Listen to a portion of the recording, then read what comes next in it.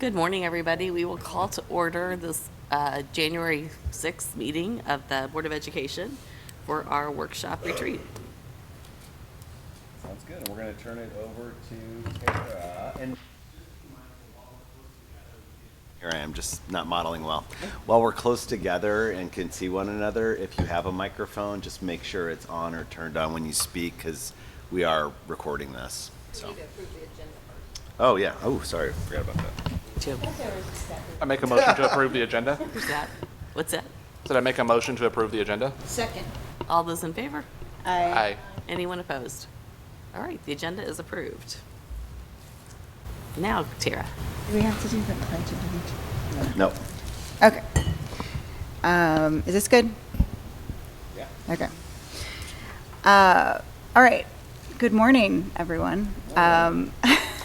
So I volunteered to talk to us today about our board community engagement. So it was a goal that we set for ourselves last year, and I volunteered at that time to kind of investigate some community engagement opportunities and how to go about the planning process. So I am by no means an expert in community engagement, so this is just these are my thoughts based on what I've learned doing my own research.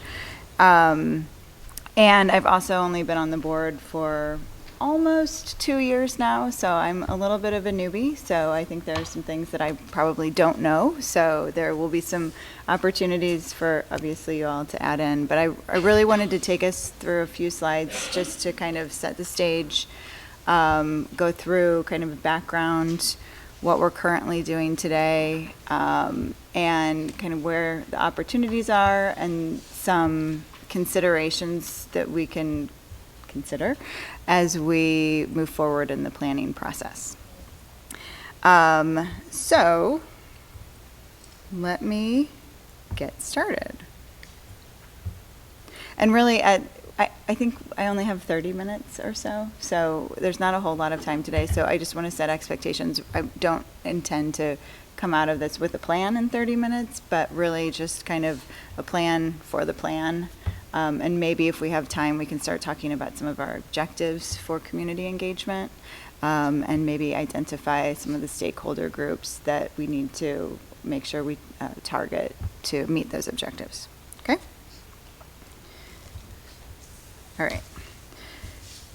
So just to review what the actual goal is, because it's been a little bit, our third goal is to perform as a highly effective board team, and then within that there is a sub-point to develop a community engagement plan and obviously engage with the community. So I thought about all the things that we're doing today, because I always like to start with where we are.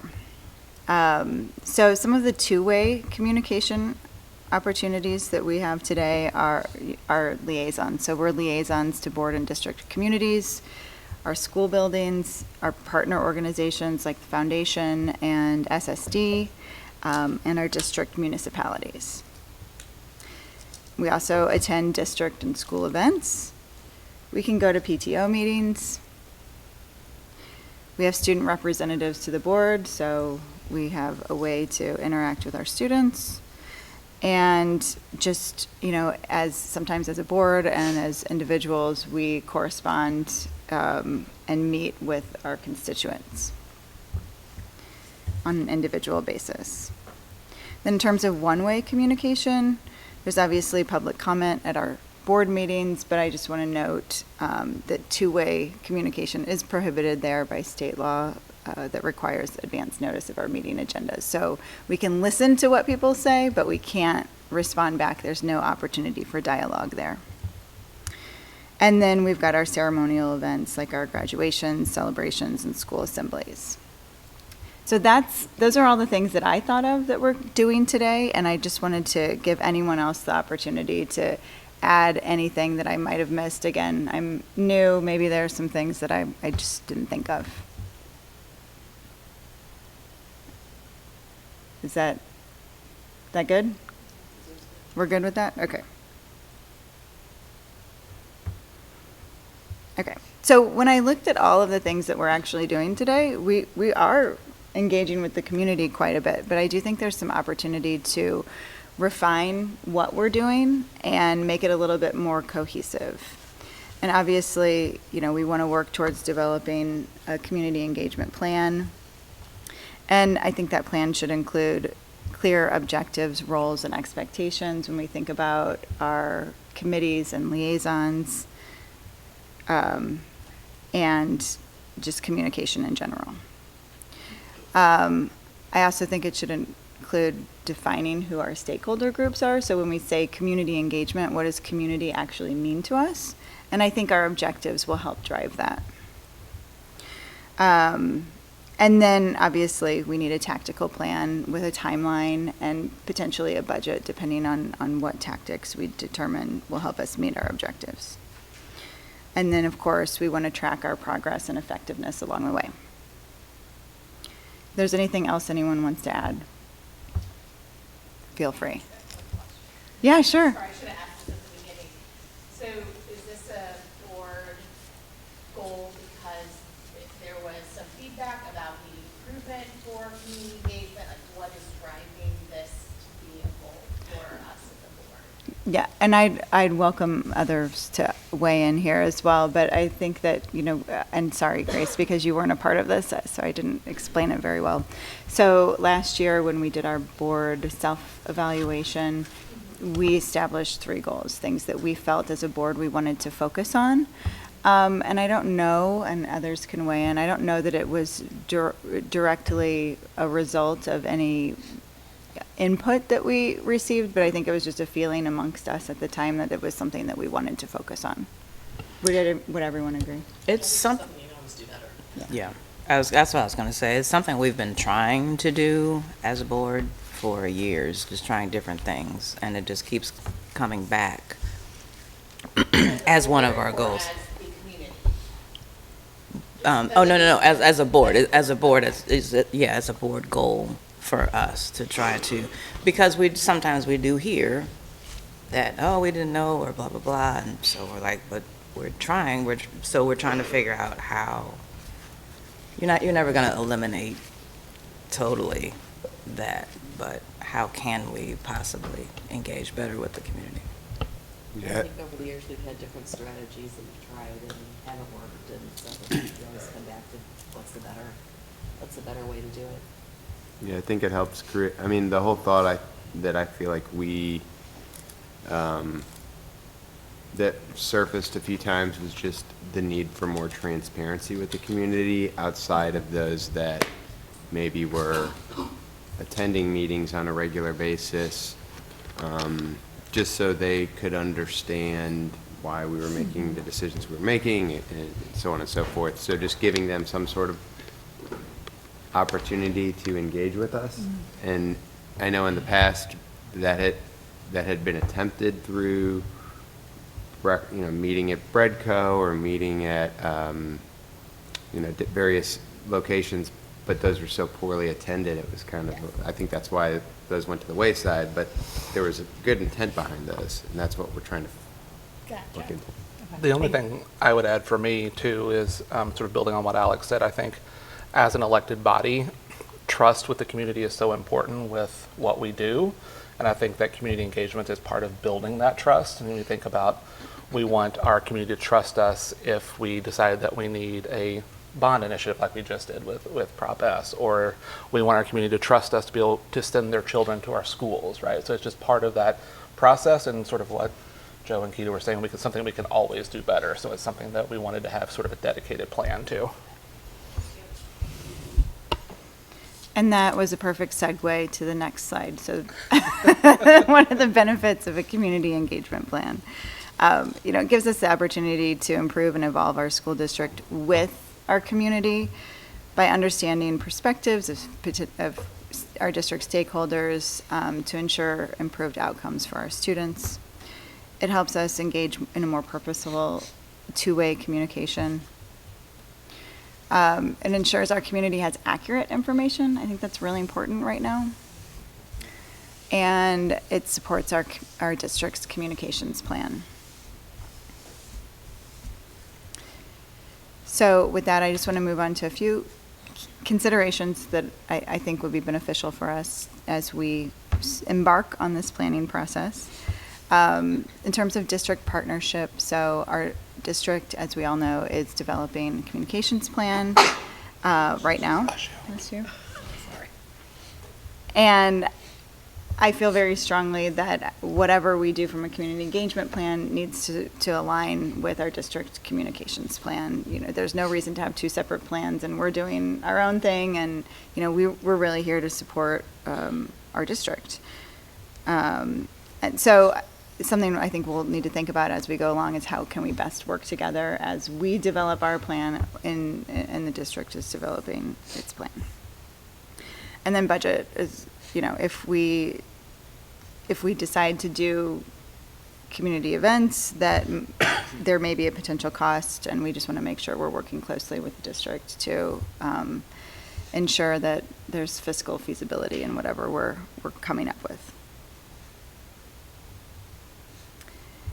So the approach to the plan. So as I mentioned, the district's developing its communications plan. We are working on a community engagement plan. So I really think that there's an opportunity for kind of like a two-pronged approach where we will work on sort of a general ongoing plan that really keeps a pulse on our district stakeholders.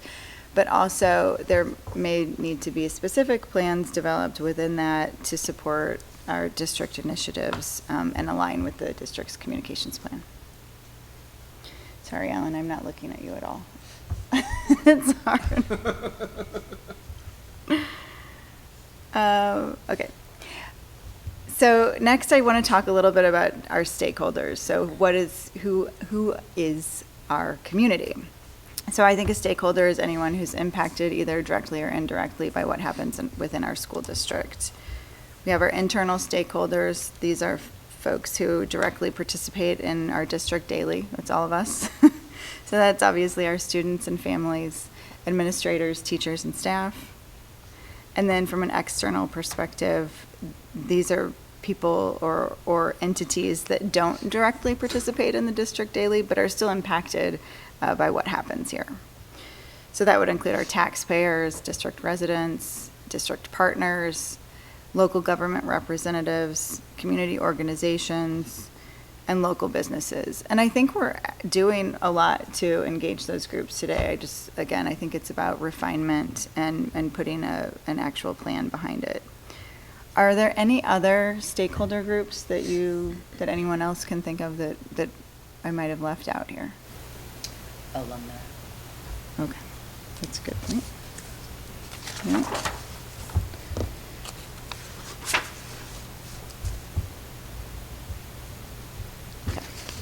Anything else? Sure.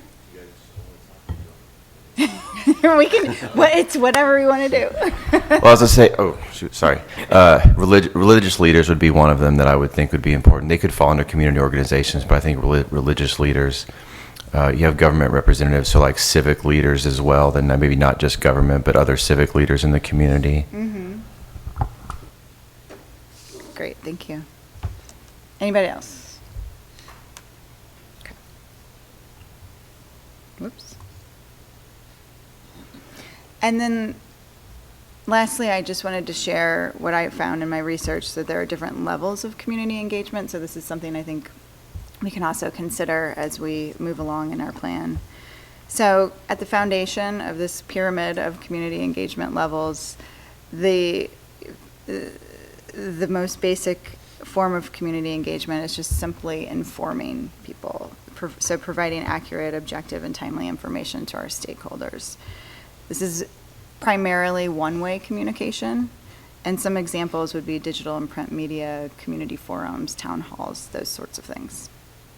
Then as we move up the pyramid, the level of the community engagement intensifies a bit, and we can talk about consulting and involving. So this is obtaining feedback from or working directly with our stakeholders to understand and consider their perspectives.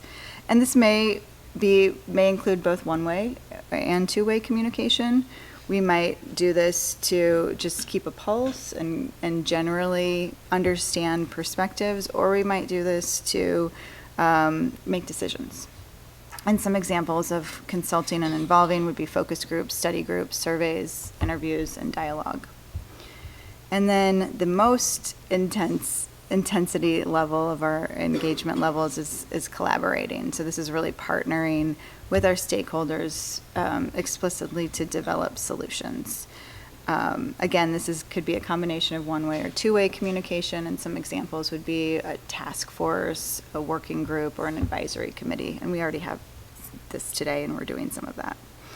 And then I just have a note here that as we, particularly when it comes to two-way communication and that consult, involve, and collaborate levels, I think it's really critical that as we're planning, we incorporate a feedback loop. So whenever you're engaging with someone and you're asking them to tell you something, I think it's extremely important that we communicate back how we're using that, what we're doing with it, because it keeps people engaged. And with that, I just want to move on to what I think we should do next. And again, these are my thoughts, so if anyone else has any different thoughts, feel free to chime in. So first, I think we should determine a process for the plan development and decide if we want to assign a subcommittee. I think this probably is something that's worthy of a subcommittee, to just figure out how we're going to do this, who's going to be involved, when, and where.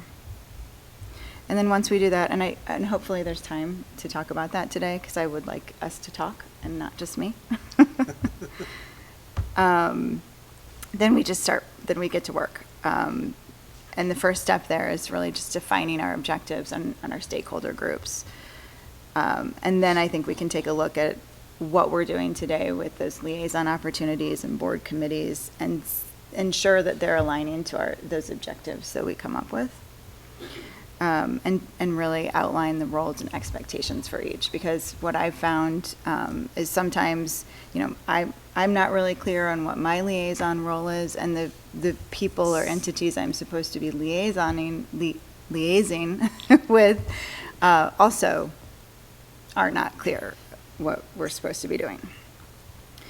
And then I think we can start exploring and evaluating those tactics. What are those community engagement tactics that we can do to best meet our objectives? And I do have some research on that. I have some ideas that I've found out there in the world that I can bring to that discussion as well.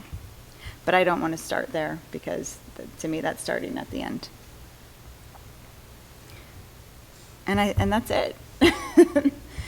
So I'm just going to see if I can move back. I think, maybe we start with the process for developing the plan and a subcommittee. Does anyone have any thoughts in that regard?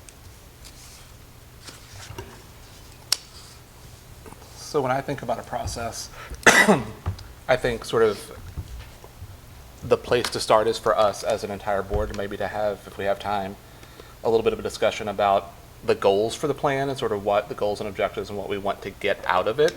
And then we can form a subcommittee that can then take those goals and objectives and begin to draft and have other conversations that can report back to us on a regular basis. That feels like a pretty straightforward plan to me. But I think we want to start with input on the goals and objectives and sort of what we want to see from all of us before the subcommittee goes and does something on their own that may not have input from everybody. I would agree. I think now talking about the end and what we want ultimately it would be what we need to do to drive what this looks like. And then I think we can create processes and purpose, but like what is the goal of having this as a goal, as the outcome that we all want, so we can work collectively towards it then. Okay, well, we can do this a couple of different ways.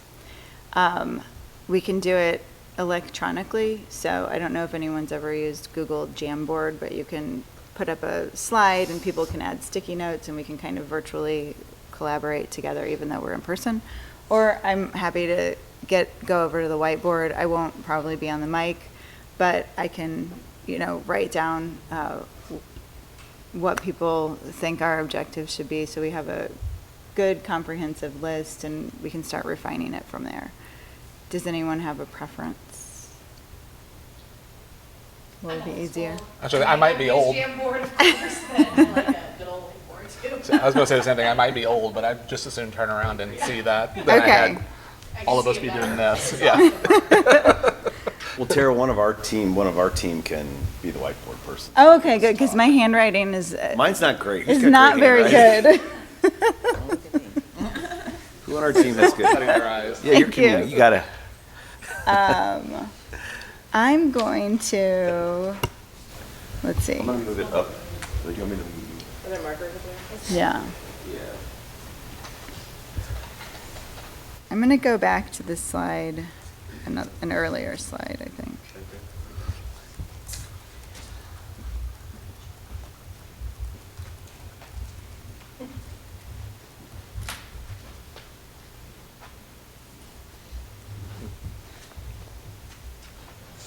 Okay.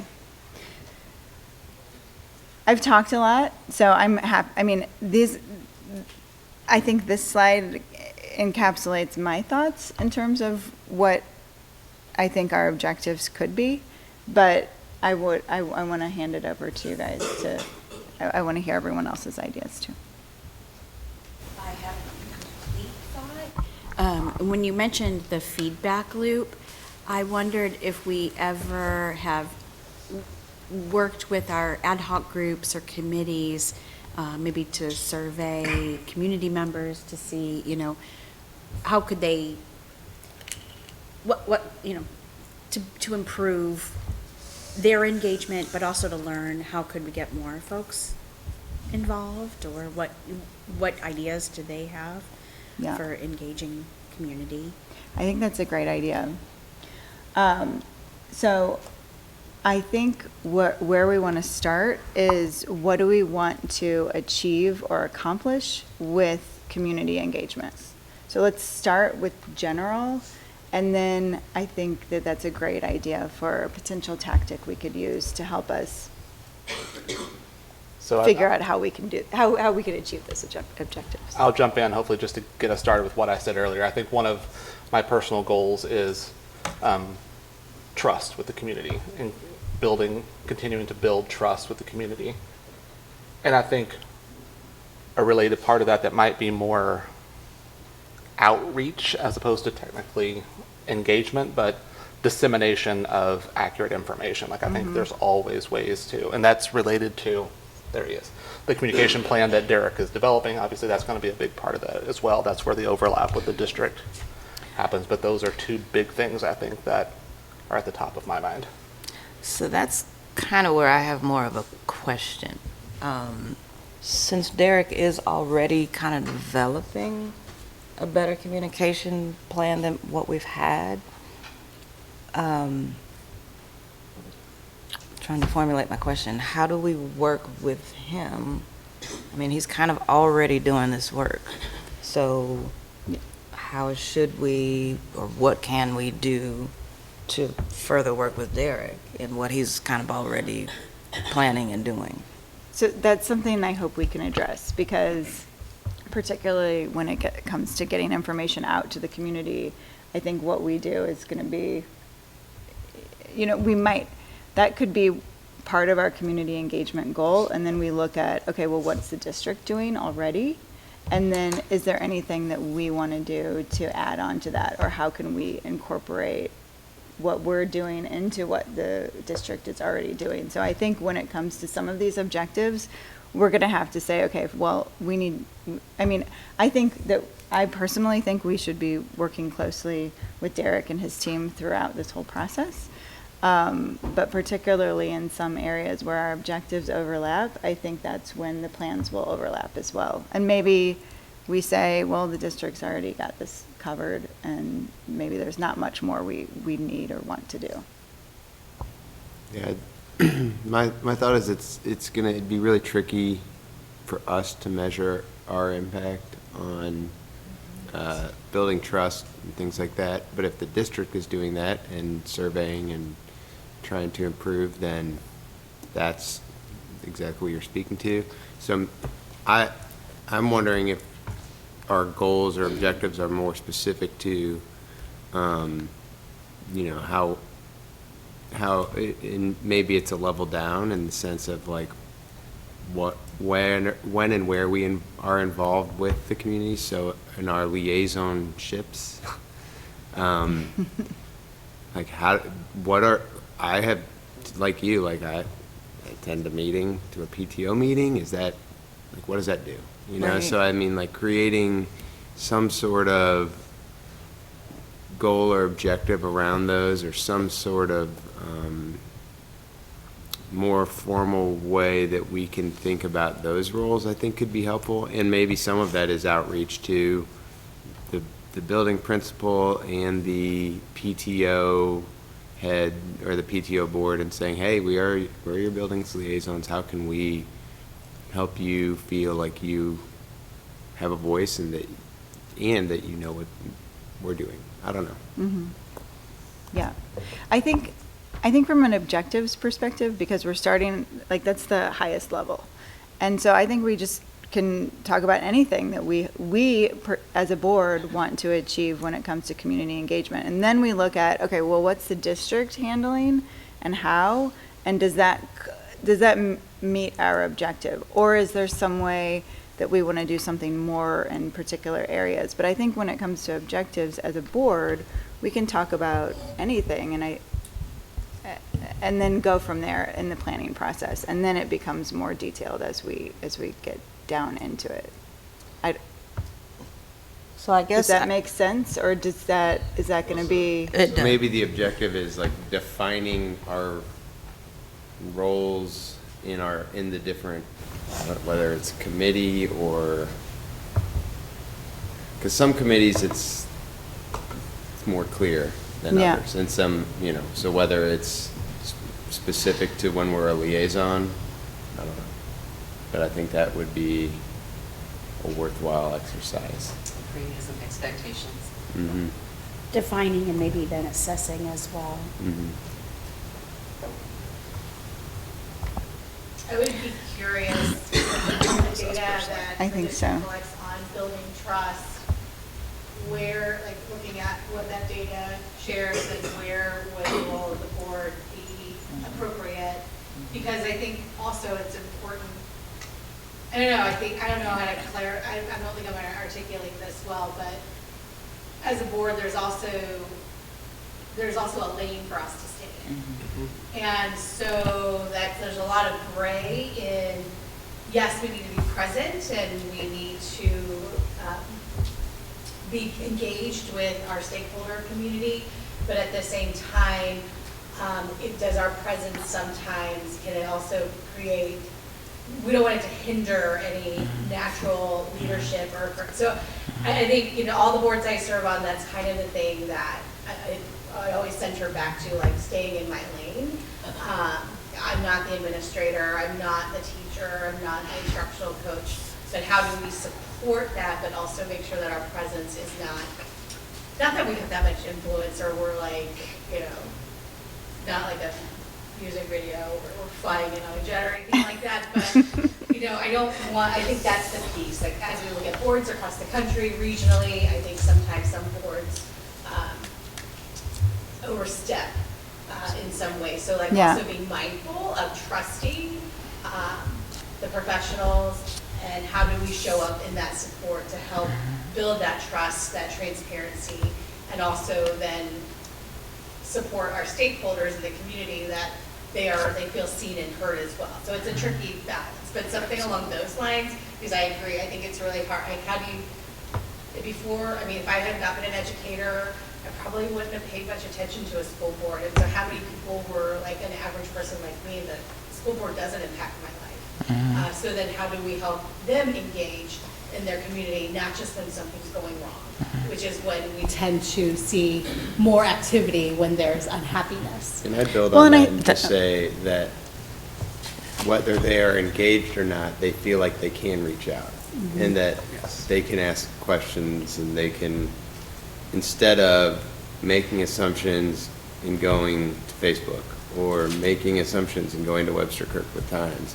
Right. Like that's You're- what I think we see in our society today. So how do we? I was gonna say, you're not gonna Create- stop that. Huh? You're How- not how do gonna. I know you're we're not going to stop that, but 'cause- how do we create access to whereas we'll listen to you and we won't like bite your head off for asking a question. We'll just be clear and transparent about what it is as much as we can, you know? So I think I think that leads to the objective of accessibility, Yes. right? So we want to engage the community to ensure that we have greater accessibility.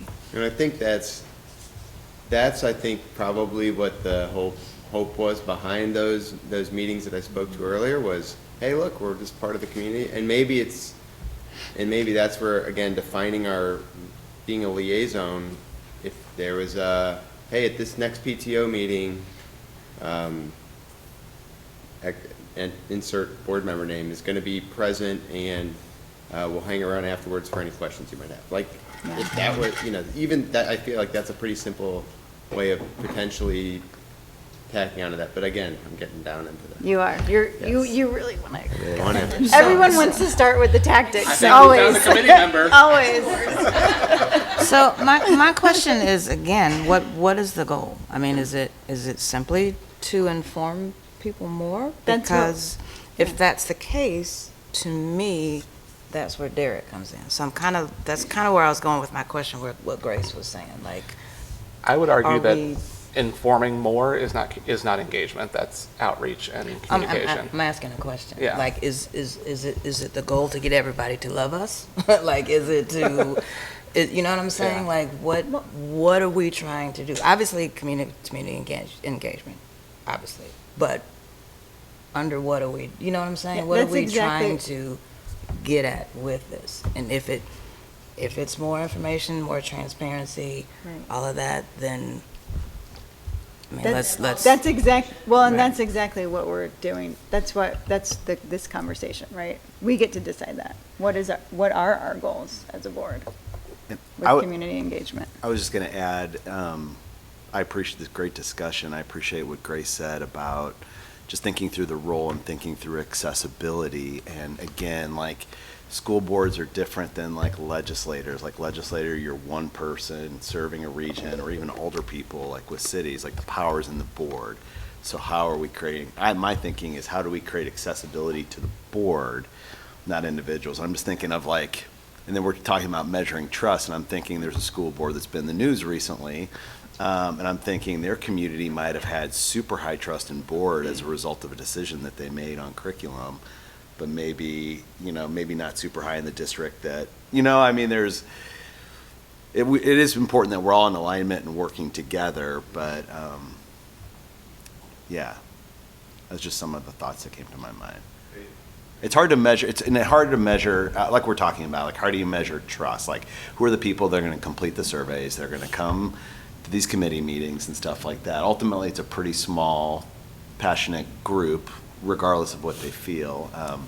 And so I think of like, okay, the committee, I think the fact that we don't have people, my personal belief is that we don't have an election shows trust in this board. It shows trust in Christine and Keita. Like, that's a measure of trust to me. Now, not that they didn't distrust us last year, but I think if there's distrust in what's happening, they're going to push people, people are going to come forward regardless. And I think success at polls, at bond issues and stuff, that's trust. Like in 2015, when we failed the operating levy and the bond issue, we failed them pretty miserably. It was pretty clear that there was also distrust. I don't know.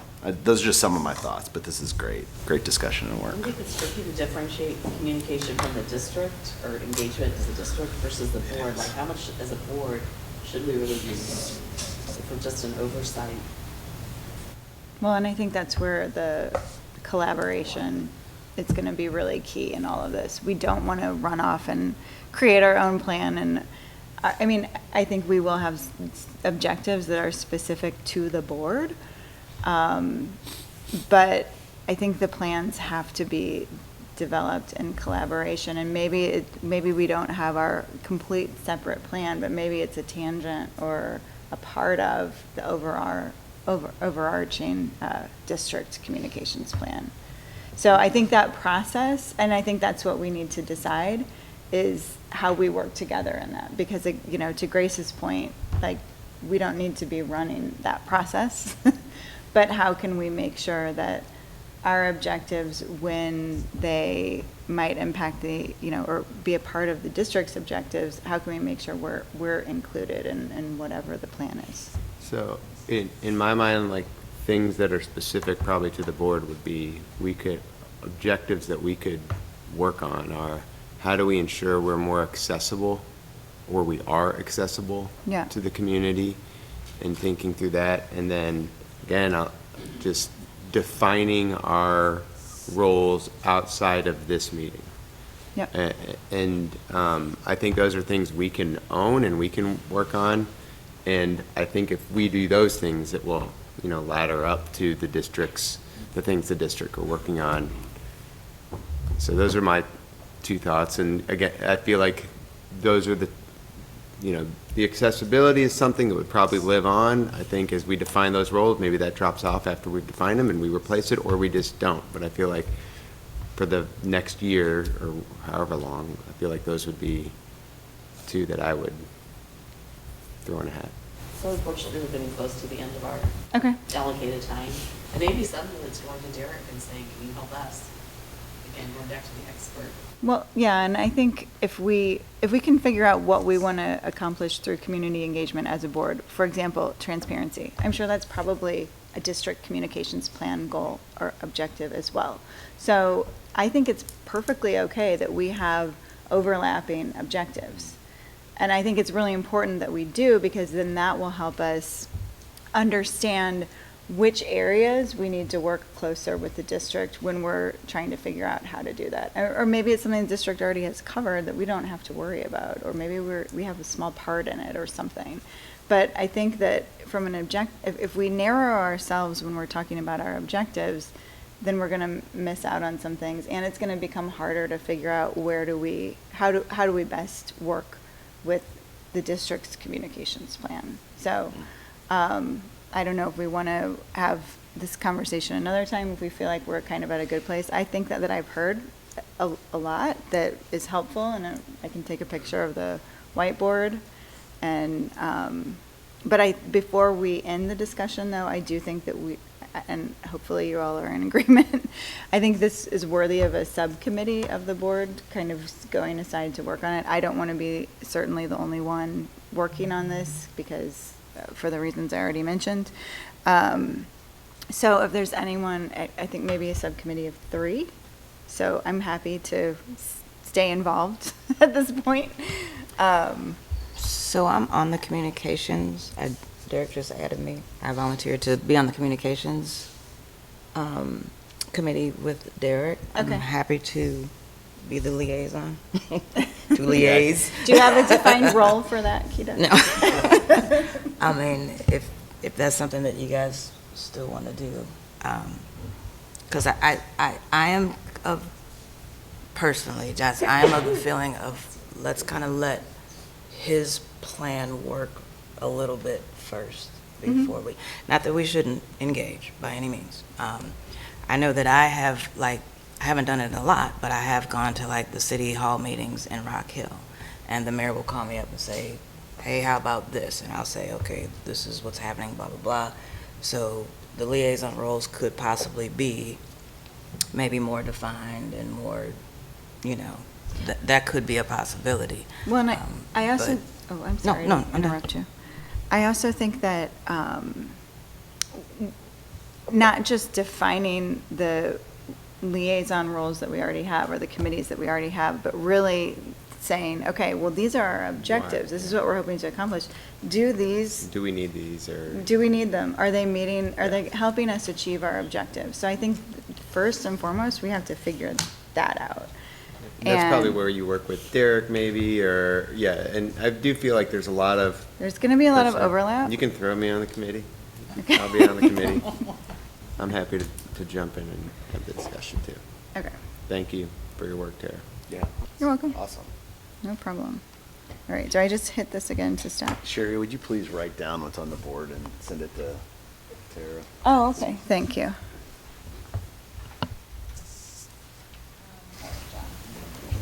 You're good. You can.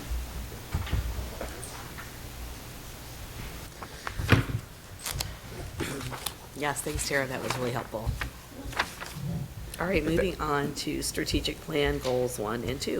Data. And I was going to say, Tim, just wanted to send out a reminder to make sure you power on your mics, please. Thank you. Did you, I don't know, I didn't log I'll make sure. Yep, I will log out. I realized that after I posted. Yep. I am logging out.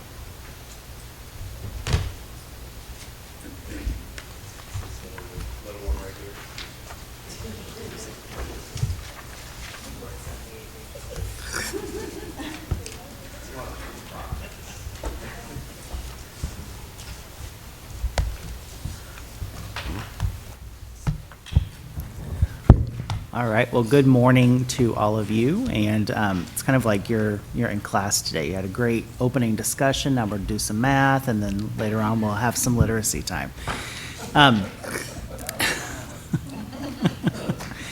So as we get started, just a couple of you all have a copy, a draft of this. We have made a few minor changes that'll be reflected in this. So as you're looking at your paper copies or on your computers, if you notice some differences, those are likely intentional. So, all right. So my goal for today, we were joking earlier, but I believe this presentation is 77, 78 slides long. I'm not going to go through every single slide for you all. What we've done is we've tried to highlight some of the data, supporting data sheets that you have, but we've provided all of that in case, as there are questions, we can go and we can take a specific look at a certain area related to that, and hopefully that will help to better understand what it is that we're talking about. Our second goal is that I'm going to do my very best to try to make a very complex system somewhat accessible to all of us so that we can understand what it is we're looking at and hopefully the implications for not only our district, but public ed in Missouri, et cetera. So, all right, so within this, we have several different pieces. We have the update on our APR, or Annual Performance Report. This will be the second year that we have an APR report in this similar style. Last year, we shared this information with you all as well. We'll also take a look at student learning for the past year, not this current year, but the 22-23 school year. And then, of course, you have attached all of the supporting data related to that student learning report. We've also integrated all of the metrics for Goals 1 and Goals 2 within the strategic plan. A lot of them are the same metrics, and so we've tried to be intentional about including some of the areas that we're missing in alignment with the strategic plan, and I'll point some of that out as we go along. Okay.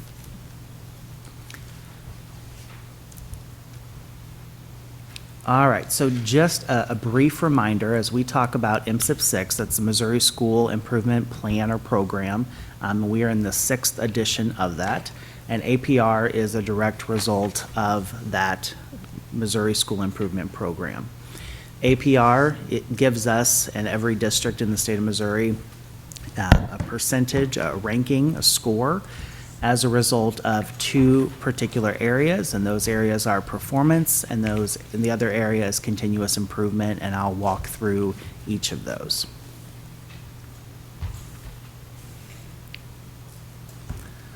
All right, so very high level. As you can see in terms of performance, certain percentage given in terms of points possible. We'll dive into the more specific areas in just a moment. And then continuous improvement, that 30%. You can see the points there, which ultimately give us our district percentage or our district score, which this year was 86.1. That was a decrease from our APR last year, which was the baseline the first year under this APR system.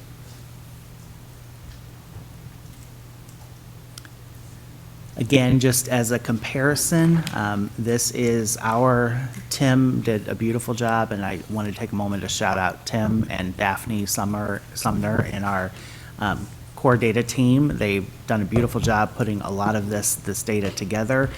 But what Tim did was look at all of the St. Louis County, including St. Louis City and St. Charles County districts, at their APR scores, and then offering a comparison of where Webster Groves is related to the other St. Louis County, St. Charles County school districts. I believe total there are 27 districts between those two counties, and this is an indication of where we are. We're eighth in terms of those overall rankings, but you can see there the scores above us and the scores below us.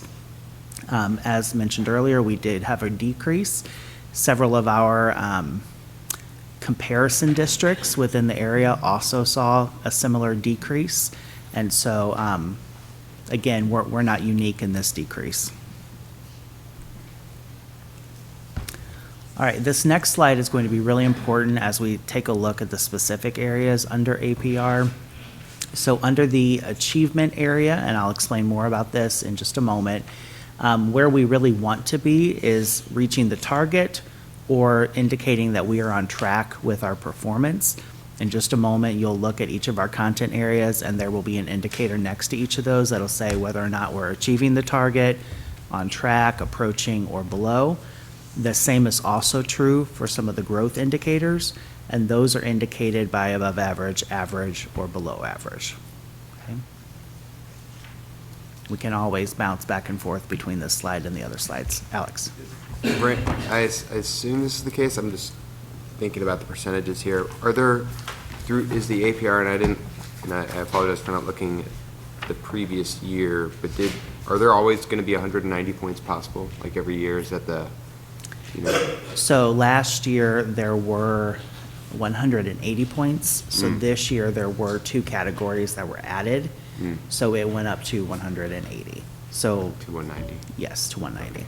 And those points, we'll talk about in just a second, those points were added to the performance area. Continuous improvement did not increase, it stayed the same. And so is that something that, was there any discussion or did they inform us that points are going to be on a year-to-year basis and they'll just be adjusting that points possible? So as of right now, that 190 should be the consistent goal for the next few years. As of January 6th. Yes. We'll see what happens As of tomorrow. right now, yeah. Yep, that's fair. Thank you. And last year Great was a year question. when like 70, some huge percentage of districts technically would have been unaccredited, correct? Correct. So how much of this is trying to fix what they did last year? I don't know the internal workings of that calculation, but I would say Did that percentage change? Of that districts that would percentage be- did change. Okay. And actually, I can't speak to the specifics of that, but I can say that in St. Louis and St. Charles County, there are different levels of distinction. So districts who are unaccredited, districts who are accredited, and then accredited with distinction. To my understanding, none of the St. Charles, St. Louis City districts were accredited with distinction, to my understanding. Everyone was accredited, but no one reached that high threshold, which is kind of an opposite to what To you were last year, asking, Joe. yeah. Yeah. Thank you. Mhm.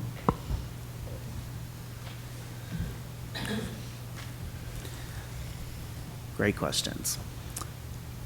All right, so this is a very complex slide, and I've tried to add some, hopefully it doesn't confuse things further, but I've tried to add a couple arrows and a couple indicators to point out some of the changes as we continue this discussion. So we were talking earlier about the increase in 10 points, so from 180 to 190. There are two areas that are indicated on this particular slide where I have the word new next to them. So academic achievement growth for science and academic achievement growth for social studies. Those were not included in last year's APR report. So that's where the additional 10 points came from for this particular year. Did we know that that was going to change before it? That was, yes, Okay. yes. Okay, thanks. We didn't quite know the specifics of how it would play out in terms of the actual impact until we received the report. but we knew that that would be a factor and that they would be looking at that in terms of this overall calculation. Okay. All right, so those are the two new indicators. And then if you look on the other side of the chart, I have 3 arrows labeled A, B, and C.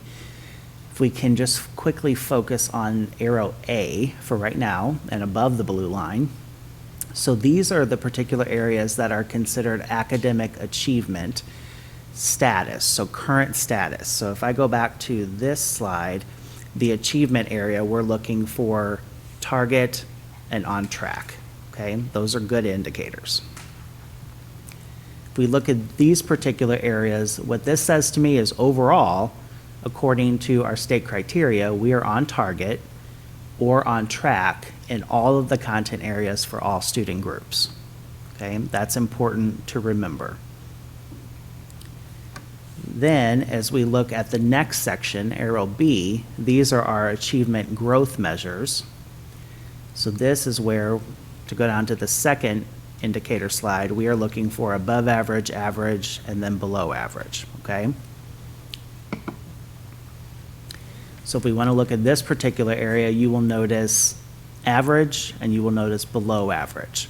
So this is where our decrease occurred in terms of our overall percentage score, these particular areas, 2 of which were new for this year's APR report. Okay, makes sense so far? Okay. Then if we look at group C, these are all the student success areas, so CTE are career tech ed programs, graduation rate, graduation follow-ups. You can see there that we are achieving the target in all of those areas, and that stayed consistent to last year. So again, section B is where our decrease occurred. Jason, would you define, I'm not sure you did, that what the student group is? It says all students and then student group. Sure, thank you for that. So all students, everyone in 3rd grade, student groups for our particular district would include African American students, students who have an IEP, and students who benefit from free and reduced price lunch. So what would have historically been called subgroups or student groups are all fit within that student group category, okay? If a district had less than 30 students in one of those particular groups, that would not be reflected here. Our 3 student groups, some districts also have English language learners, et cetera. For Webster Groves, our 3 student groups are African American, students with IEPs, and students who benefit from free and reduced price lunch. And for the sake of the data that's at least showing right now, those 3 are lumped together in that one category right there. Correct. Yep. And later on, we've got some slides that actually break out each of those groups related to each of those content areas and show how they performed. So can I ask a question? So Please. if you're high in the A section, the performance, it's going to be a lot harder to be high in the growth. Is that why is that what's happening? To some That's my degree? interpretation of what's happening. Okay.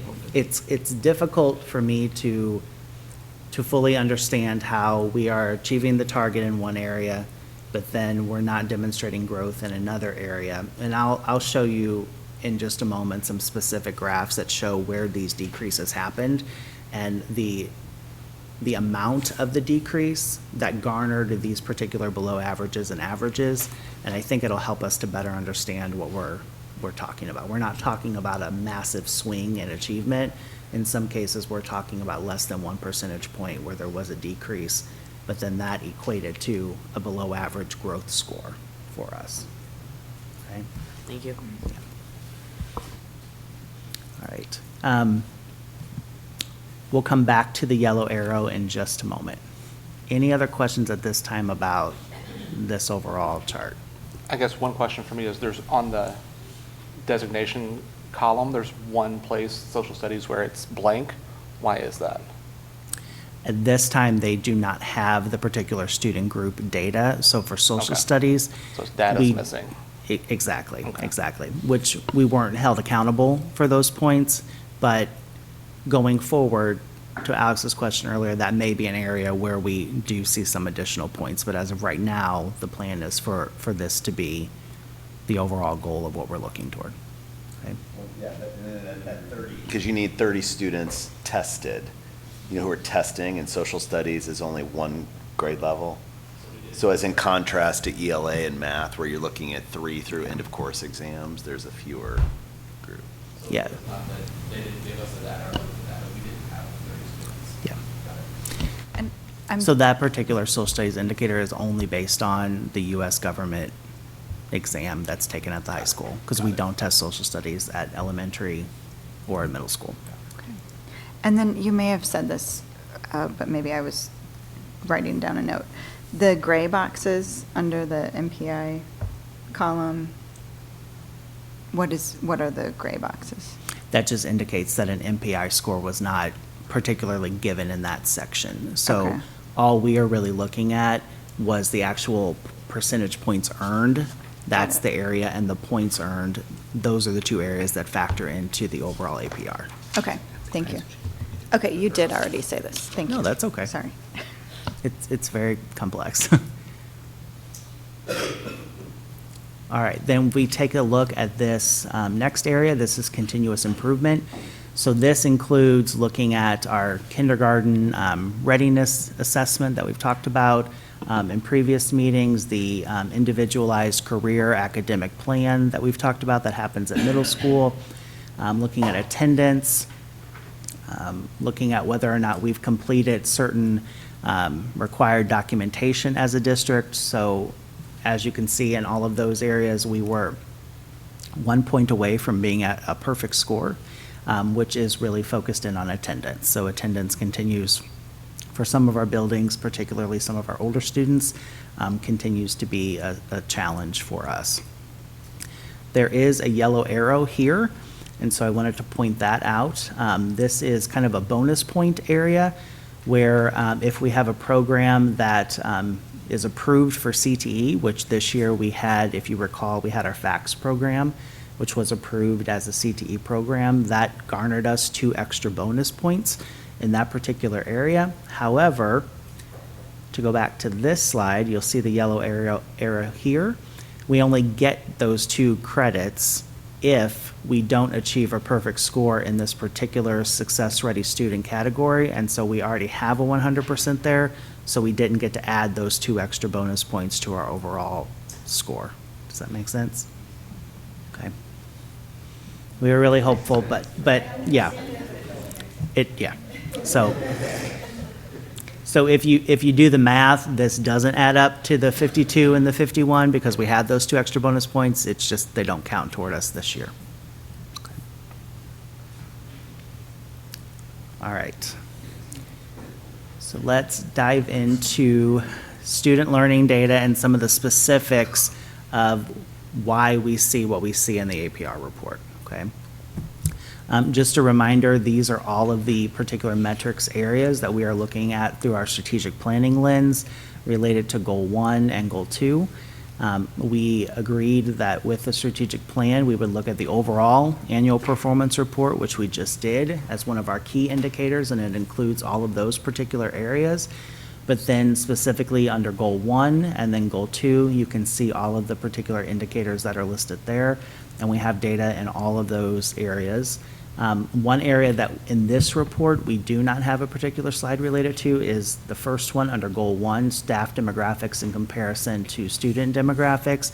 That was reported in the equity report earlier in the month by Dr. Wiley Skinner and Dr. Williamson. Okay, but everything else on both Goal 1 and Goal 2 are included in this report.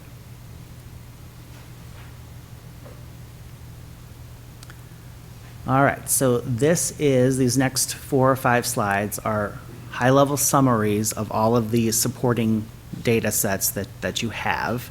And as you have questions about these different indicators, we'll go to that particular slide and take a look at some of that work.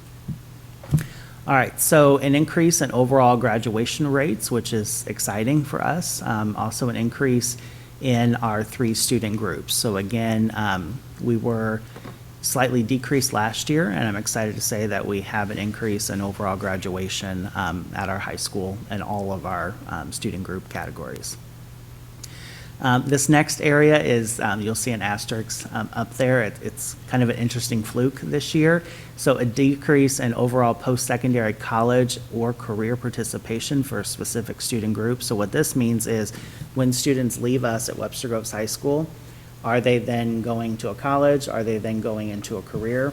This year we had 18, or last year we had 18 graduates who are taking a gap year this year, so they don't have anything to report in terms of career or in terms of college, and we saw a decrease in this overall category as a result of those 18 students following their passion, taking their gap year, okay? I'm curious to see if that continues to be a trend that we see, or if it's a one-time fluke with our student groups. So a couple of questions related to that. Assuming that they do take just one gap year, they come back online in a career or college this coming year, that will then reflect back on this, or do they just, they don't measure just the 1 year, right? They measure longer than 1 year after? Technically, we do follow just the 1 year. Oh, For this particular, it will be helpful for us to know what their Yeah. direction is, but overall, in terms of this data, it is just reported that, That's a flaw that in the follow-up system. for the next year. Yeah. that's a real. So that's flaw why in I'm the curious system. to see if it becomes a pattern that we'll ultimately see. Yeah, and then this number where there was a decrease shows up in the student success scores that you were talking about earlier, is that right? As part of, It does, but we still got We the still got overall the- points, right. yeah. It's just Okay. internally, you'll see a I just want to be sure I decrease can on this connect slide. it back to Yeah, the yeah. right place. Thank you. Just a matter of curiosity, I know higher ed, we do get to count when they take a factor or if they're satisfactory or competent. Are you saying that the state says if they're not in a full-time job? Yes, so it has to be a career, Army, Navy, or college. So one of those three particular areas. So gap year, we cannot report that.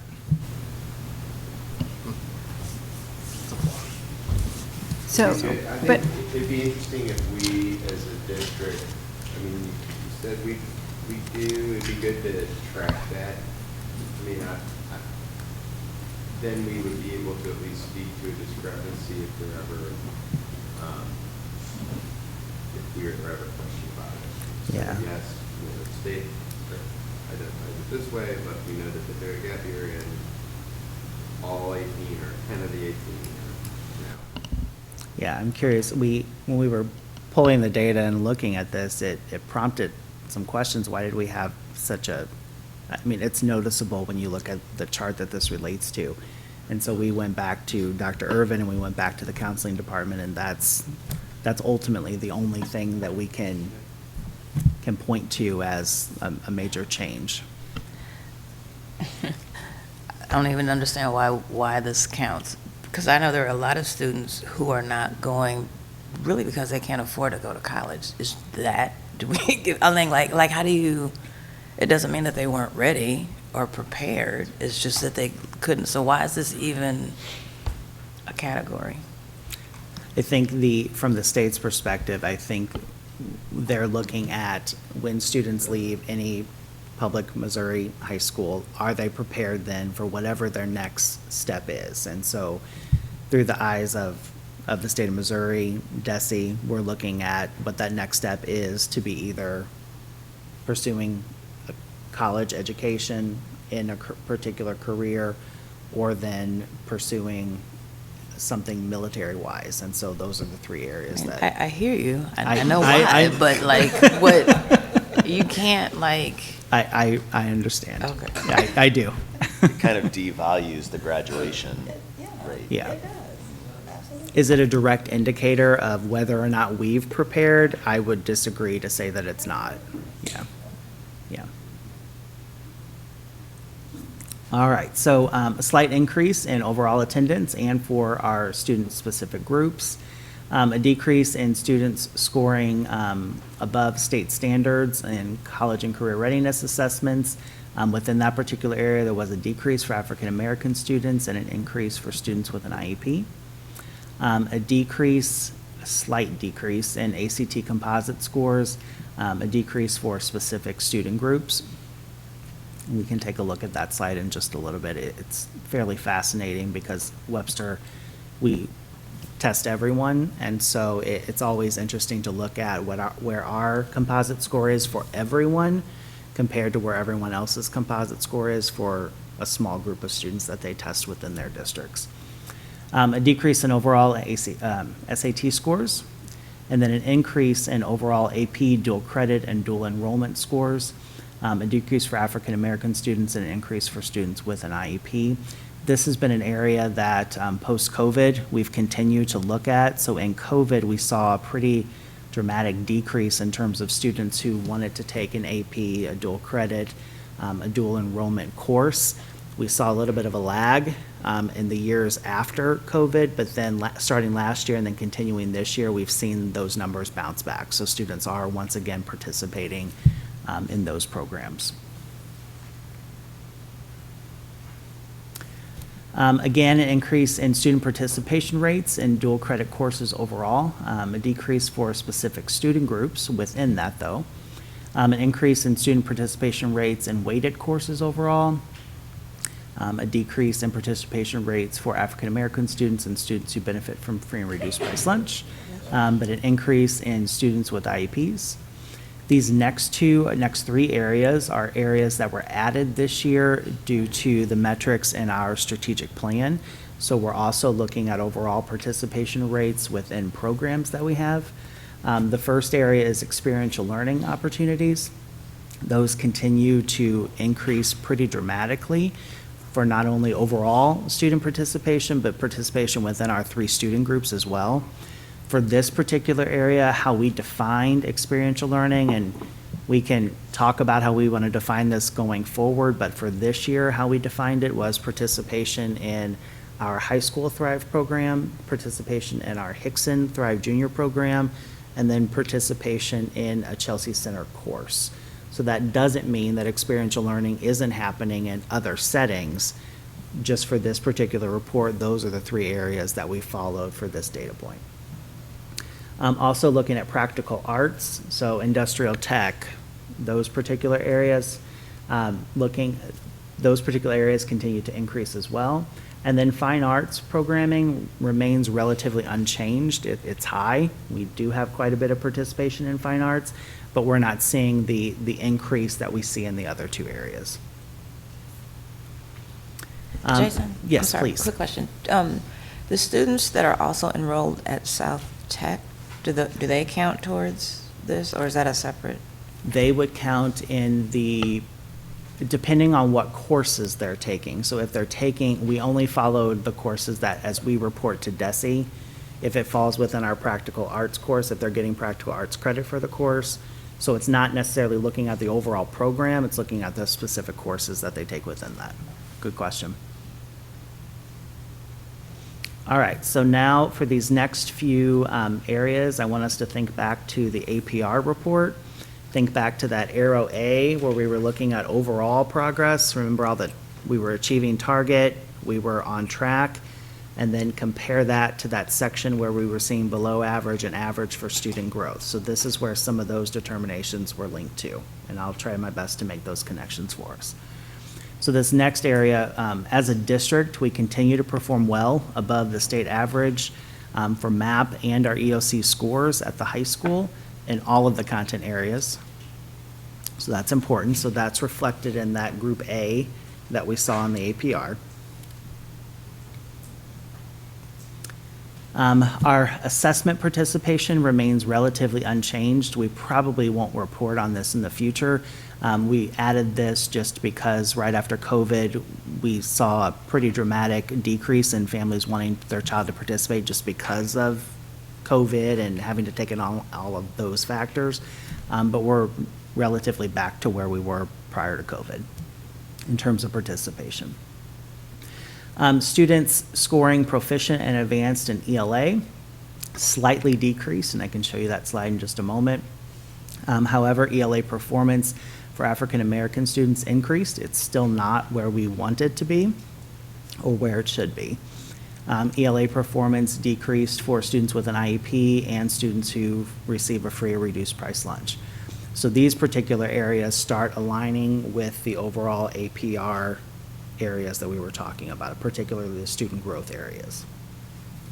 Students scoring proficient and advanced in mathematics increased overall. We also saw an increase in mathematics performance for all of our specific student groups. As part of this, it's exciting to say that Hickson is no longer a targeted school. That designation was removed this year, and it has some to do with the math work that's been happening, particularly in some of our student groups, and so we're excited about that. Students scoring proficient and advanced in science increased overall. In science performance, however, did slightly decrease for our students in our specific student groups, okay?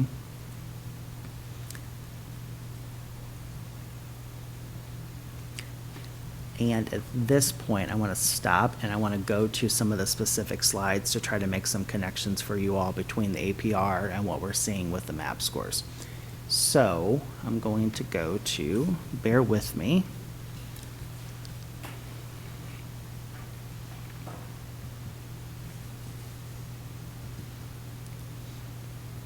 All right, so actually, let me go back because I'm sure you all do not remember what was listed here. So this is our overall APR. I'm going to focus on English language arts and academic achievement growth. So I'm focusing in on these two areas right here that are designated as below average. So I'm going to show you the data that generated a portion of why we have this designation.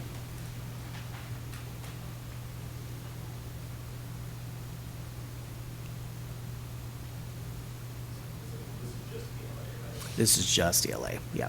And I'll show you math as well because it's a nice comparison to what we're seeing with ELA. All right, so when we look at our overall score, so this includes just MAP and EOC, so ELA for 3rd through 8th grade, but then we look at English 2 scores when we get to the high school. You'll see here, this is where we were performing last year overall. This is where the state's at. And then you can see where we are performing, which is relatively the same as where we were performing last year. However, you'll see that the state slightly increased, we slightly decreased. So within this change, state increasing, we slightly decreased, and then in just a moment I'll show you the reports for the 3 student groups.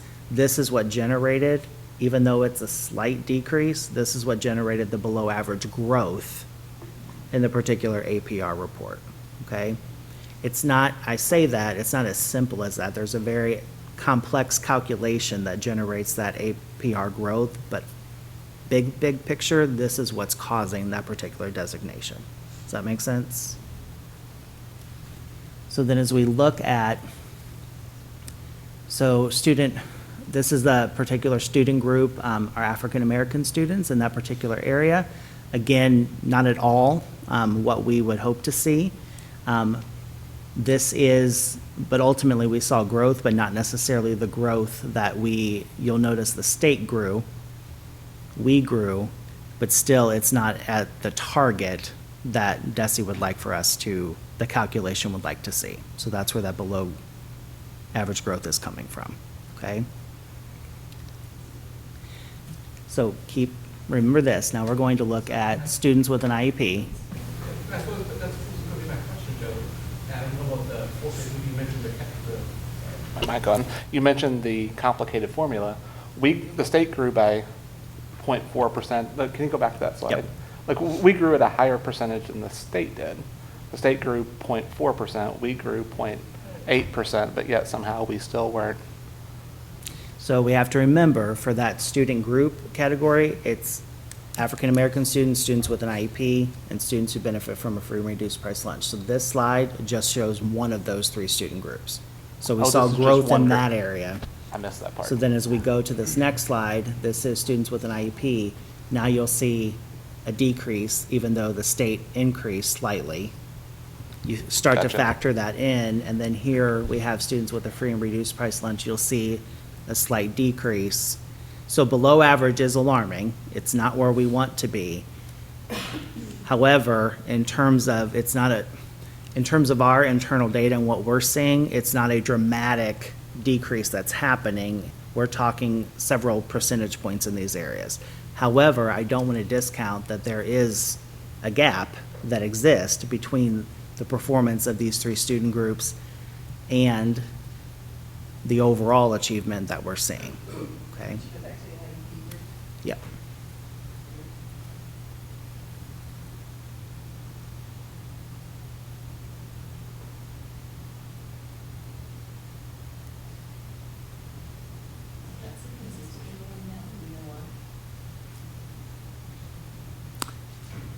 So some of this has to, some of the, in ELA are larger. So again, ELA is overall third grade through high school. So we are looking at decreases within really the transition to Hickson. So as students are moving into 6th, 7th, and 8th grade, there is a slight decrease, and they've been working and targeting a lot of their CLT.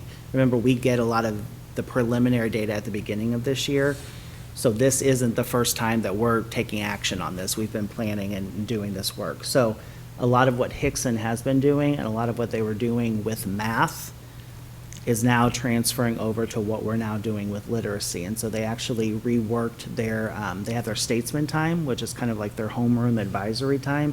They reworked their master schedule to align that time for students who needed additional literacy support to back up to their literacy block. So they were actually able to increase the amount of instructional time that they were seeing. So Joe, to answer your question, can I say it's a specific thing that's happening? No. However, we are attempting to do several different things to target this particular score, if that makes sense. Yeah.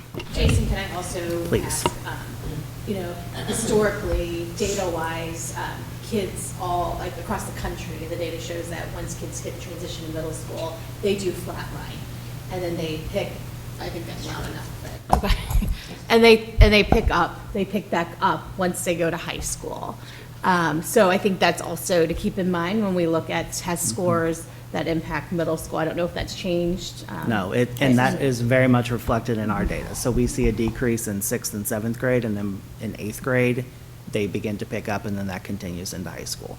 And part of that is when we think about the world of middle school and how things are structured, they have one course that is, or one period that's ELA, that's reading and writing. They're coming from a setting in elementary school where they have an hour and a half of reading, an hour of writing, and essentially when they go to middle school, we're now cutting that instructional time in half, which led Hickson to then create their, or align their statesman time with that literacy block to try to expand the amount of literacy time that students who need it have at Hickson. They've also been really strategic about aligning their reading specialists with each of their grade level teams and are doing some co-teaching work as well within some of their particular periods. And I know Dr. Mays has been heavily involved in a lot of that work. I have a quick question, which, Tina, this might be more of a question for you. Are we seeing more, an increase in the number of students with an IEP, and does that affect this statistic, or this data, rather? It's probably, it's probably a question for me. We have not seen a significant increase in the number of students with IEPs, from year to year. So I believe last year we had around 672, but we haven't necessarily calculated all of that for this school year as we've had in initial IEPs in that piece, but it hasn't been a significant increase as of right now.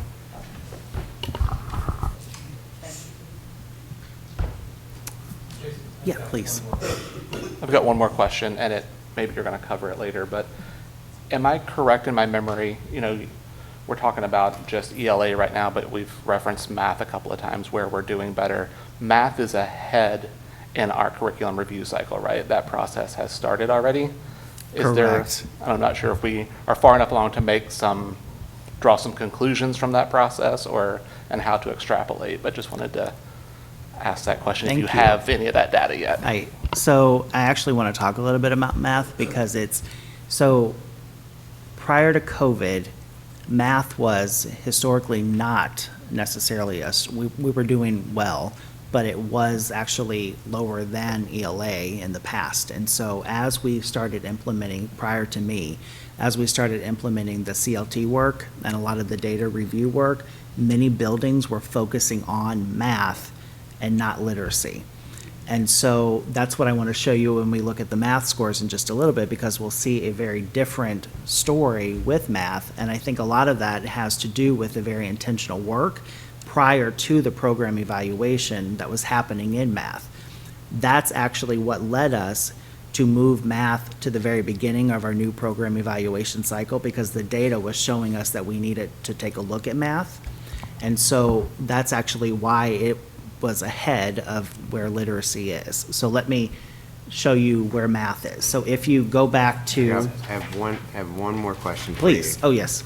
And this is, I could have asked this beforehand, but I figured it'd be good for all the folks that are going to listen to the recording to hear. If you flip through the report, I just don't know that you're going to get to like the specifics. When you look at a grade level for the NWA portion, when I see reading fall 23, reading fall 22, is that the same grade level, or is that cohort? It's not the cohort. Same, not the cohort. Just grade level. Okay, so if you wanted to see the cohort, you would flip back a page and look at the previous year, maybe, if you wanted to see how that cohort is, or is that not? That's right. Is it worth? That's right. Okay. Well, Yeah. can I ask a question to piggyback off of that too? Then just wondering, do we also look at data by, when I think about like what middle school gets, and I say this from my own experience as a middle school person, you're at the mercy of your feeder buildings and how kids come in. So do we also look at the data by individual elementary schools, 3 to 5, especially in the areas of literacy and math? So then we can also, I mean, as a way of just like common best practices, or where you need to shore up some pieces, or, So what you know. can I take Grace's question first? Because I think it might help. So one thing that we've started doing, this is the third year that we've started our data meetings with the building principals. So Tim has always historically prepared very large amount of data for each of the elementary schools, the high school, Hickson. And so now what we are doing, what we started, I believe, 3 years ago, is every fall, every winter, and every spring, we set up a data meeting with each building principal. And part of that is to look at the cohort data, how students are growing or are they not growing from one year to the next, but also from one benchmark to the next. So from fall to winter, fall to spring, and to try to problem solve in real time what's happening with individual students.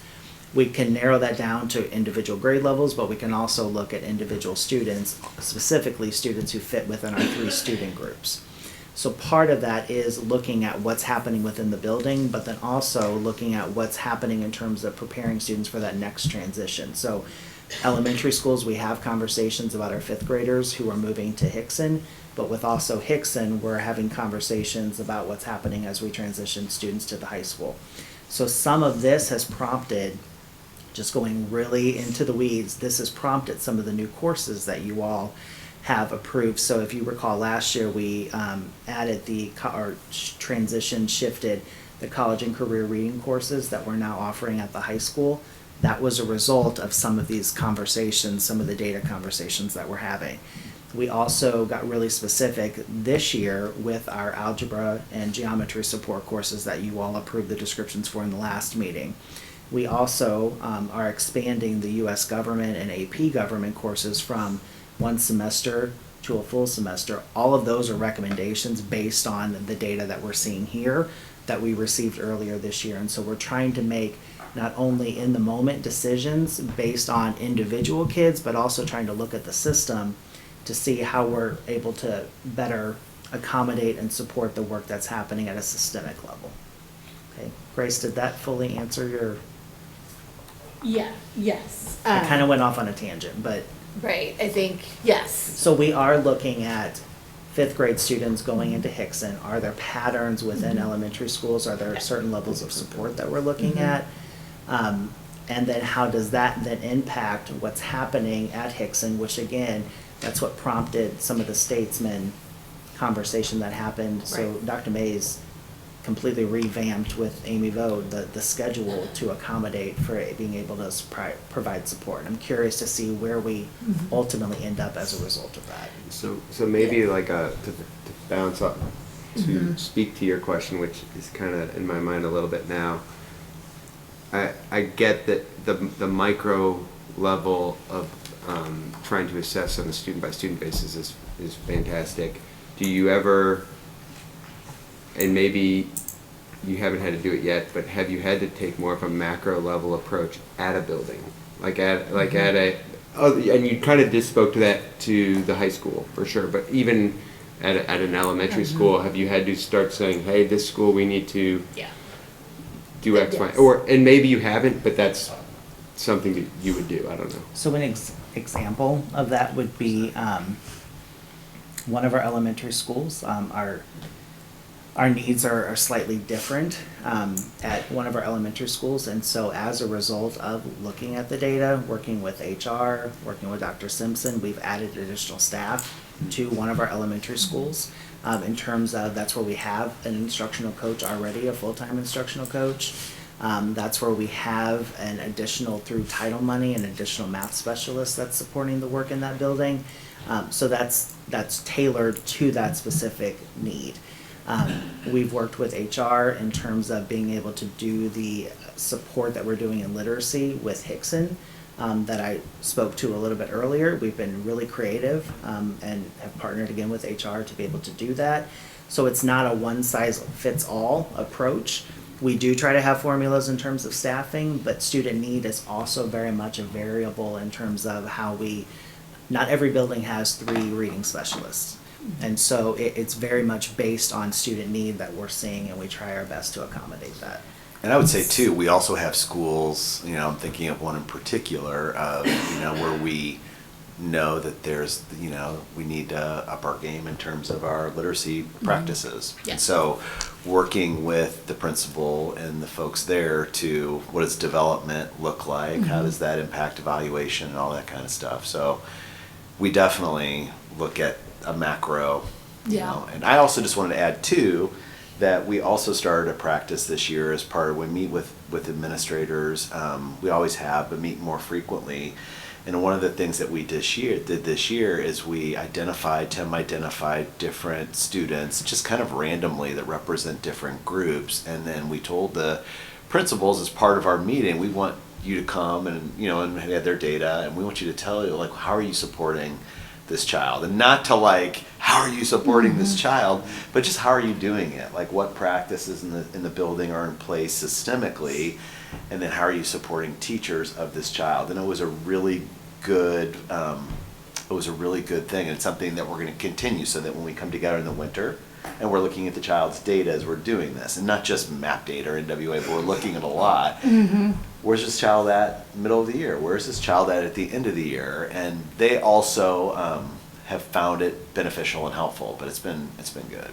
Yeah, I think that's one of the most important pieces for me is early literacy.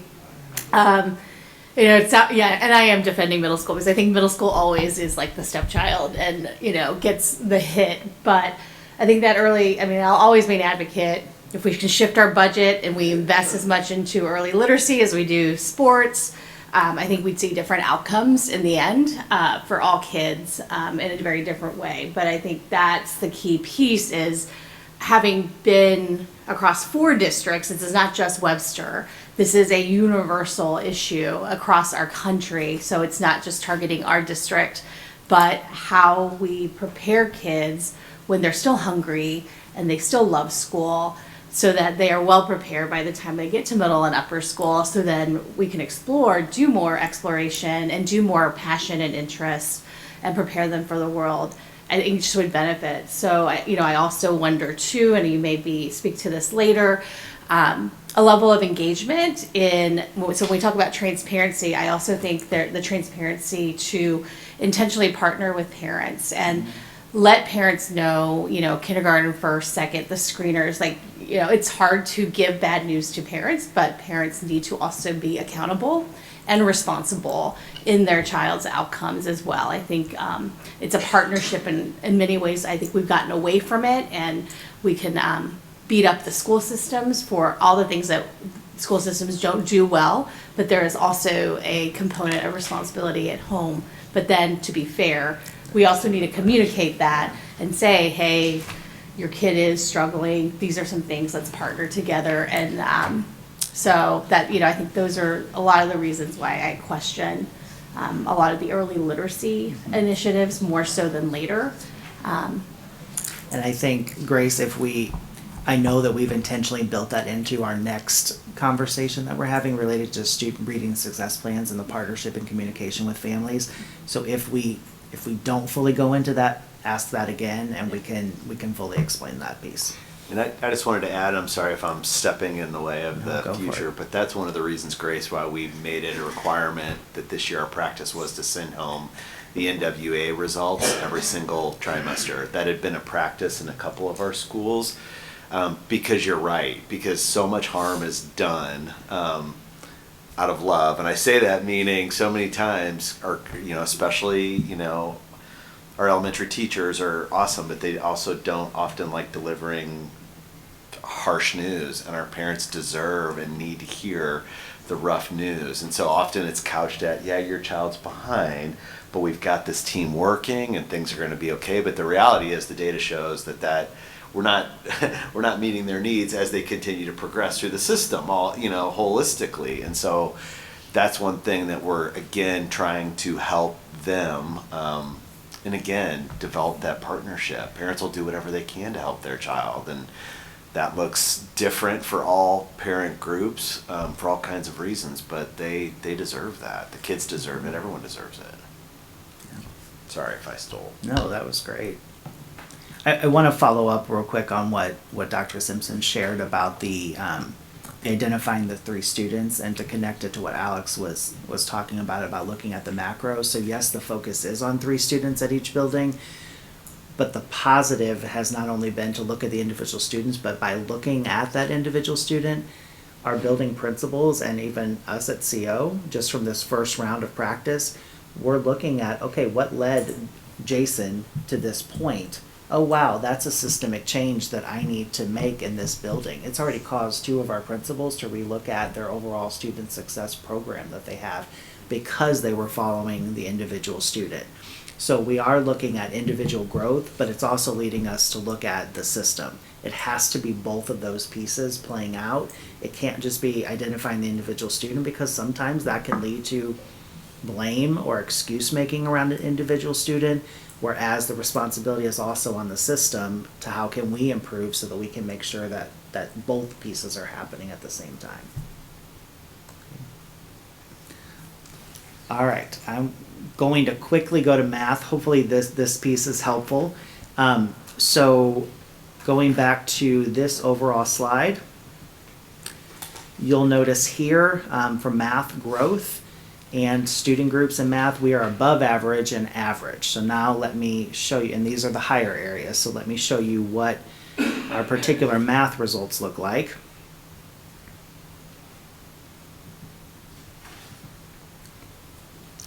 So here you can see a fairly large increase in overall math achievement compared to the state. So this is again leading to that above average qualifier for growth. Then as you look at our student groups, you can see again, not where we want to be. There is still a pretty distinguishable gap, but you can see growth that's happening here, and it's fairly large growth for 1 year's time.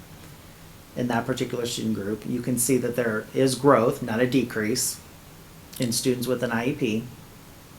And then you can see here students with free and reduced price lunch, also an increase. So this leads to the overall above average and average scores that we're seeing on the APR report. Does that make sense? Okay. And then again, our focus as a system has been through and within the buildings, through our CLT work, through our practice work, et cetera, has really been focused on math. However, beginning this year and even some at the end of last year, some of our buildings are starting to shift and incorporate. Some of them are not dropping math, they're just adding literacy conversations, or some, depending on the responsiveness of their building and what they need, are shifting to complete literacy conversations. So the goal will be to not see a decrease in math while we shift our focus to literacy and to be able to maintain that, but now to use some of our practices that we've learned in math and as we've targeted math to now look at literacy, okay? So again, my message is these math increases are not a fluke. They're the result of work that's been happening. Now we have to learn from that work and apply it to the work that's happening in literacy. Also looking at what other districts are doing, and we'll talk more about that in the next presentation as well. Can I ask a quick question? So, and I'm sorry you flipped through those slides quickly, so I can't remember the numbers, but if you look at the growth rate between last year and this year for all groups, and then look at the same growth rate for the student groups, is that something that we pay attention to? Because again, really quickly, I don't remember the exact numbers, but there's growth in all groups, which means that that gap is just, that difference is still consistent, or sometimes maybe even greater, depending on the growth of all groups, right? So I was just curious how you look at that data and what you do with it.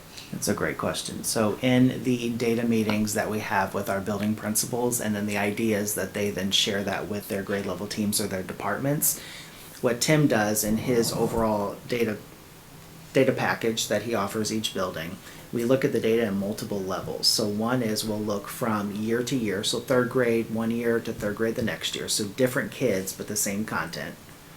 We'll look at second grade to third grade and whether or not there was growth for the overall cohort of kids from one year to the next.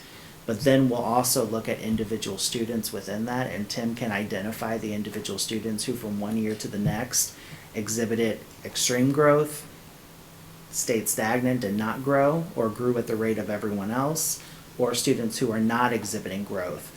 We point that out to our principals and provide that support for them so that they can then take action on those individual students. Does that make some sense? And then that's what's leading to our conversations as a central office team with our building support through the CSIP process, and then that's what's leading our buildings to have building principals to have conversations with their one-on-one teachers or in CLT meetings around how can we best problem solve and support that. Okay, because it's multiple levels, and it's not, again, it's not a one size fits all. It's having a toolbox of different strategies, and depending on the need of the building, depending on the need of the grade level or the individual student, we may have to try something a little bit different, but it's using the data to inform all of those decisions. And then we hope to see that difference start to Yes, we hope to, right? It's not only looking at growth, it's accelerating the growth for our students and our student groups, so that eventually the idea would be, the hope is that they then catch up with peers. Okay, great, thanks. And so much of our work they could be on academics too, you know, so, for sure. And I should add as well, it's not, those data meetings are not just, Dr. Williamson joins us as well. Those are not just conversations around academics, it's also looking at our social emotional data at the same time. Because a lot of what we're seeing is our students who may need additional support academically are also popping up on our social emotional indicators, and so we really need to problem solve around the whole child. It's not just about more literacy or more math. Often there's a bigger picture at play. Yeah, absolutely. I was going to ask, is the counselor included in some of these, the school counselor included in these conversations at times? In a majority of the buildings, yes, yeah. Okay. And then assistant principals, sometimes our special education area coordinators are involved as well. I got a quick question. As I look at, and this is just one slide up here, but you know, we were at a certain level. Obviously, COVID exemption, we've seen a drop. Remind me when the MAP score, the MAP test changed. And like, I know we can't compare necessarily this year's data to 8 years ago's data, so I'm just trying to, as I look at this, I'm like, oh, maybe we're on the same, we're at 26.6% here, right? Maybe that's where we would have been with our traditional growth had COVID not happened. I guess that's what I'm trying to figure out, but I know that the data's not necessarily the same because I know the tests changed, so I can't remember when that test changed. 2021. 21 it changed? Yeah, so you can't compare the 2019 to the 2021 because they removed a certain percentage Okay. of the test, but then really 2021, 22, and 23, you can really start comparing. Start comparing those. The Okay. difficult piece will be 2024, 25, there's going to be a different test. Oh, good. So that kind of then just adds a shift to how we analyze and look at the data, because there's going to be another shift. It's amazing how good you guys get at, sort of trying to hit a moving target. It's not really because the target's not a test, it's the kids, but anyway, thank you. That's helpful. All right, so someone mentioned earlier NWEA, so let's go take a look at our internal benchmarks that we have. How am I doing on time? I'm doing okay. Okay. I'm open. 4 hours. Thank you. All right. Do you need some water? No, I'm okay. Mhm. 58 minutes. Yeah, how many of my colleagues are looking at their watches? All right. Not at all. Not at. All right, so NWA are internal benchmark assessments. So again, these are provided in the fall, in the winter, and then again in the spring in reading and also in math there are two different versions of the assessment, but kindergarten all the way through this year, we started providing it for 9th and 10th grade at the high school. So it's a benchmark that's given across the district. We are looking at expanding it to juniors and seniors for next year as well. But basically, in terms of reading, what we are seeing is we have slightly above scores at where we were the same time last year in 5 of the 7 grade levels. Student scores in reading are below scores at the same time last year in 2 out of 7 of those grade levels. And so again, what we would do with this data is, let's say your building, one of your grade levels reflected a particular score that was below where it needs to be. We would have a conversation about that. We would problem solve around that. We would try our best to put support in place to help meet that rather than just watching it happen, if that makes sense. Okay. Same thing for math. Again, you can see there that in 6 out of 8 of our grade levels, we have above average scores from where we were last year. And 2 out of the 8 grade levels, we are seeing a slight decrease at this time. This last piece, it really is the summary of the whole conversation that we've been having. But on our internal measures, what we're seeing is that our students are exhibiting growth.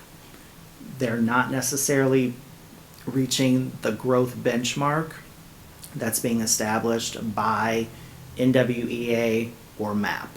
And so what Tara mentioned earlier is how do we get even better about focusing our work on individual students so that we can accelerate that growth, not just see growth, but how do we accelerate that growth for some of our students so that we can get them back to that benchmark? That continues to be a need, and that continues to be our work going forward in both math and in literacy. Jason, I got a question. So on reading and on math, it's 2 grade levels that are sort of behind the growth rate. Is it the same grades across math and reading, or are they different grades? I'm trying to see if it's something with like a bigger connection. And a bigger connection, exactly.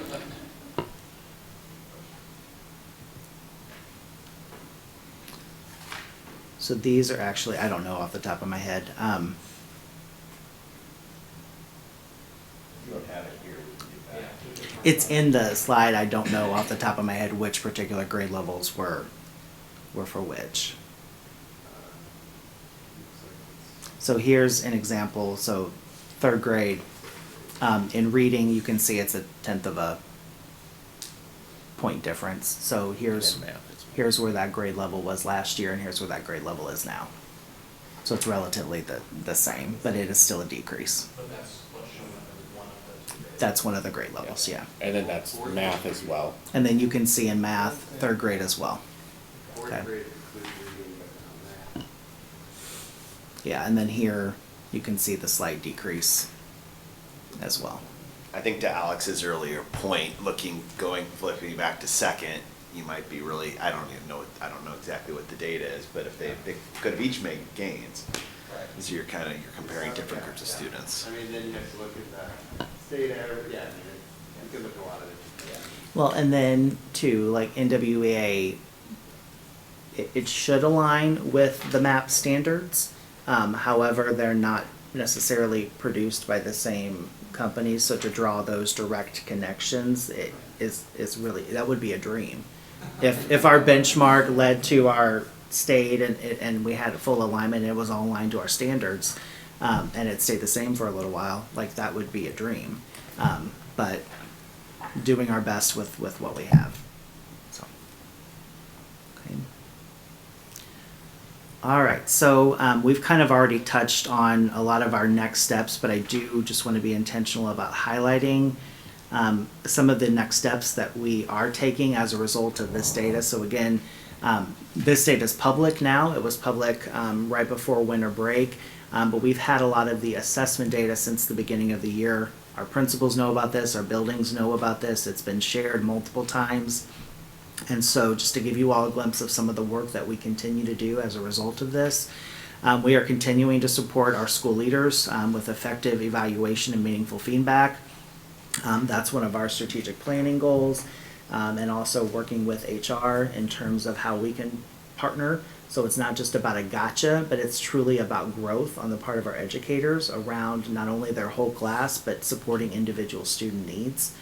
Looking at continuing to support our school leaders and their improvement teams related to overall student growth, but also attendance goals, and specifically really looking at our student groups. And so I want to show you just a quick sample. We redid our building school improvement plan template this year. With the new strategic plan and with our equity work, tried our best to incorporate all of those. So we're almost forcing our buildings to think through this lens as they're thinking about building improvement, just like we're doing as a district. We want there to be building alignment. And so what you can see here, again, it's on a completed plan, but each building, if you look at the second image that's up there, a building principal with their improvement team within the building will determine one particular strategy. The guidelines are listed above. We ask them to identify one academic achievement area, but as they're identifying that, to also look through the lens of there's 3 student groups that we continue to mention. So this is where the individual student conversation that Dr. Simpson mentioned comes up, but we're also looking at how can we be very, very intentional about the work that we are doing to make improvement for our 3 student groups. We also incorporated a culture and climate goal, and then they have 2 choice goals based on the work that they're doing in their building already. Then that is aligned to the overall strategic plan, whether that's goal 1, excellent teaching and learning, etc. And then they ultimately come up with their action steps. So what are you going to do in your building? Because your building is different than the next building. You may collaborate with another building, but it's focused on the work that needs to happen in your building. And then what is your desirable outcome? How are you going to measure and monitor whether or not you're making progress? And so this is the work that we're doing as a central office team with our building principals to support the work that they're doing in their building. So trying to have alignment all the way through, but also trying to be very, very intentional about what we should be thinking about and how we're going about thinking through that work and how we're using the data, et cetera. So trying to bring all the pieces of the puzzle together. I was just going to add, and that's a big piece of, that's again a change in practice. We've always met with CSIPs, but part of how we structure those meetings, doing it 3 times a year, talking about the work that's happening, talking about the individual children, also supporting them and encouraging them any way we can. How can we help? Because their work is so hard. Like that, it's such a number of us have been building level principals, but it's such hard work. And so, it's not, it can happen where it's, you're, we talked with people, there could be things that, I won't say on fire, literal fire, but there's situations that come up that you're dealing with different student needs that kind of occupy your entire day, every day, for a long time. So So again, we continue to challenge, but we also encourage and support, and know that at the end, everything might not get accomplished as set out, but really trying to support them in any way we can to accomplish these goals for their building. So. And is it fair to say that the late starts that we've added to the calendar is positively impacting or will positively impact this work? 100%. It's providing more time for teachers to come together around this work, whether it's being used for instructional planning. Some of our teachers are sharing their students. So if I'm really great at meeting with this small group, why don't you send your kids over to my room that need that support? So they're collaborating around that. They're analyzing the data. Tim, the coordinators, the curriculum coordinators are often partnering with grade level teams, departments to dig into their content, to dig into their curriculum. I don't know how we did it without the late starts. It's been a really positive addition to the work that we're trying to do. I would also add it was a really positive from a culture and climate standpoint because it was just at the high school. And so to be able to offer that opportunity to our to the levels below them was also really big from a morale standpoint. So, and effective. I have a question that's sort of triggered in my mind based on, John, one of the things you said earlier about connecting back home to the parents. When you think about these plans and the conversations you're having at the central office about specific kids with the building level principals, how does that information sort of trickle back to the parents? Whether, sending the NWEA scores home is one thing, but how does it connect back to, is it intentional and system-wide how it connects back to things like, your parent-teacher conferences and maybe meetings outside of those additional meetings? Like, how does it connect all the way back? I assume it does.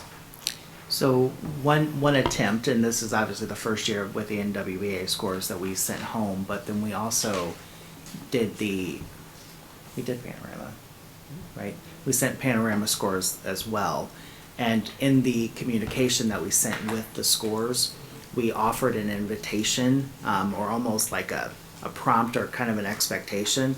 Like, let's have a conversation about this information in parent-teacher conferences. So we tried to timeline when we sent it so that it would lead up to a conversation or an open invitation for folks to have that particular conversation. So trying to look for what are those traditional opportunities that families have to access the educators that they're working with, but then how do we also share that data in alignment with those opportunities so that we can create, again, space for those conversations. I would say that we can continue to do better in that area, especially as we're working individually with families and doing our best to problem solve. Every building has a different culture and every building has a different take.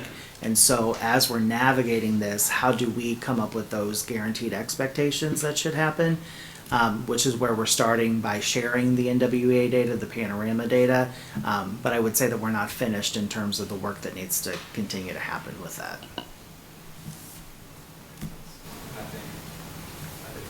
Having the traditional opportunity is important, but then ensuring that aligns with some Chris's point specifically about literacy, but early enough that it can have an impact still in that school year.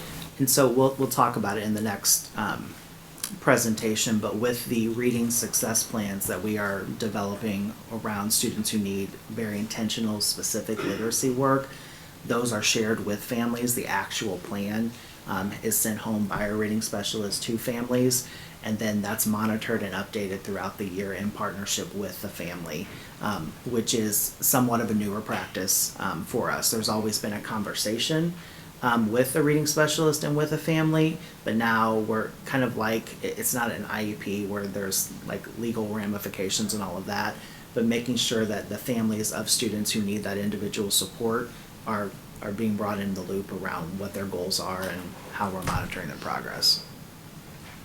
Jason said everything really well, and I would just add that it's definitely a growth area for us. I think and something, Derek, that we should all just get together and just talk about and just get principals together and how do they share about the work of the building and the again, around the need, around the want, and just how to partner and just better communicate maybe our expectations, our commitment to partnering, and then maybe what that looks like. I can say as a parent at Givens, Melissa does a really, really good job with that, with communicating on, and again, I'm just saying that just because I have a children there, but she does a really good job of articulating about the plan. And one thing I will also say she's done is I was at Harambe.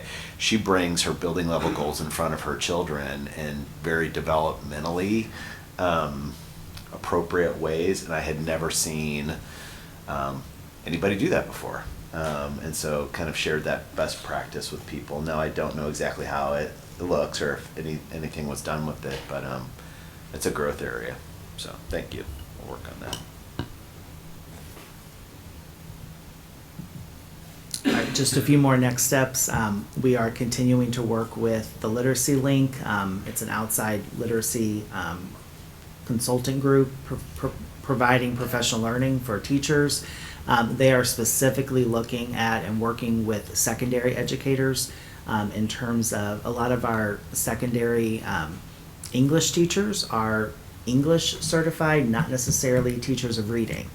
And so as we're thinking of, and middle school as well, as we're thinking about how we can support them, we're pairing them up with Literacy Link, which is being used by several different districts in the area, and continuing that work. Cara is helping to lead a lot of that work. You'll meet Cara in just a little bit, our literacy coordinator. And again, you approved the expansion of U.S. government and AP U.S. government to a full year. I think that will definitely deepen the experience for our students and hopefully support the overall achievement for that particular course.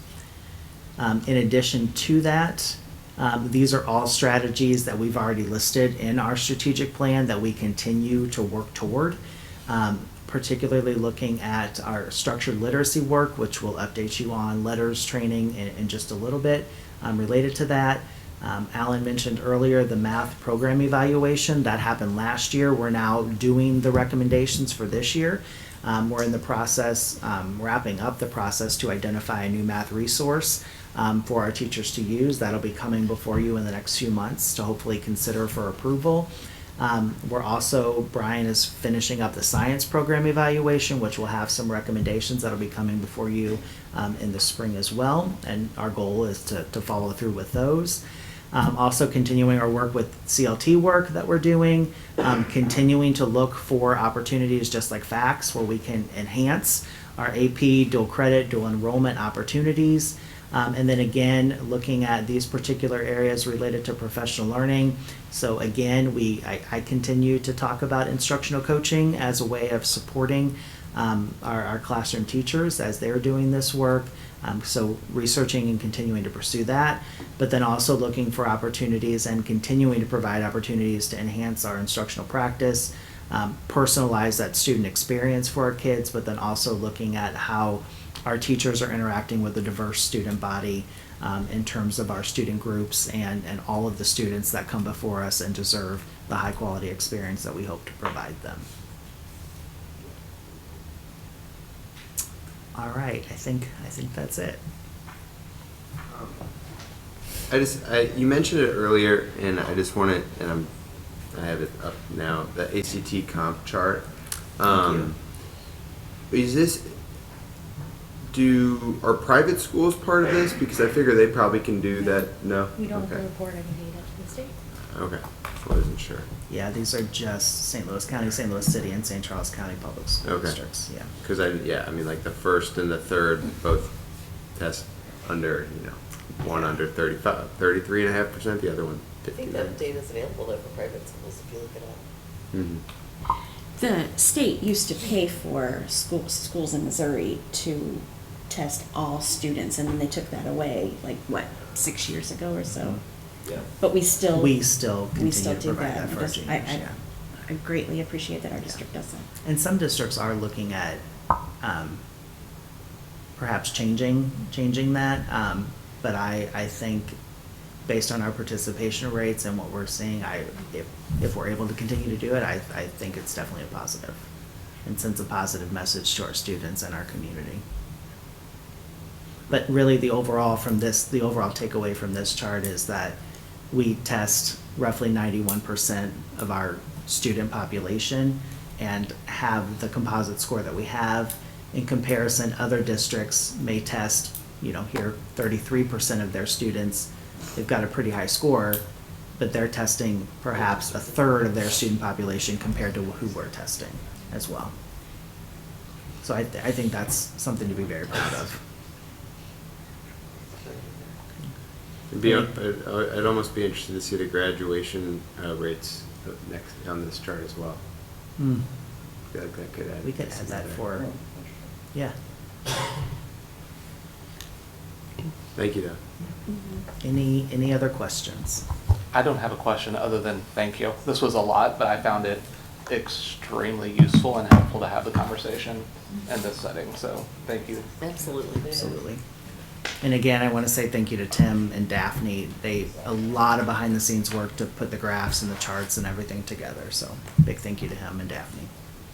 Awesome. Okay, let's take a 5-minute break and then we'll come back. You want to stay here? Cindy's gonna. Okay.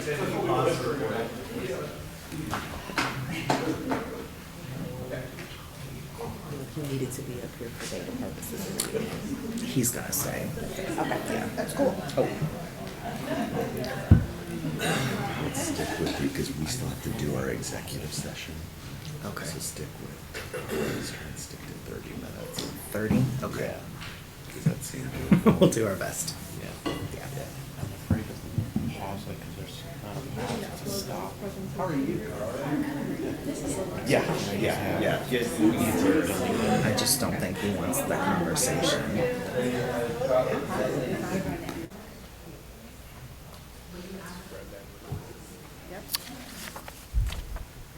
All right, overview to changes to ELA.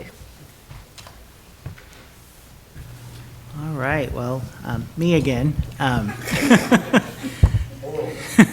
Yeah, I've got just a couple slides in here, and then you won't have to hear me anymore this morning. But I'm really, really excited to be here again with you all this morning to share some of the work that we've been doing related to literacy work across the district.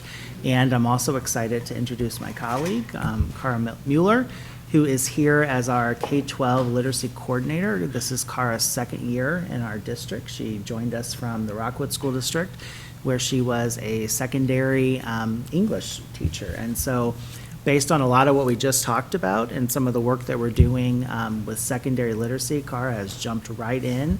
And she's also jumped right into all of the elementary literacy work that we've been doing. So again, excited to update you on some of the initiatives that we have, but then also to give you an opportunity to maybe experience and dabble in some of the things that we're doing with teachers to maybe make it a little more interactive for you all rather than just listening to us share in this next component. So to get us started, we are going to update you on Senate Bill 681. So this is a bill you may have heard in several other presentations related to some of the work that we've done, some of the stipulations that are required as a part of Senate Bill 681.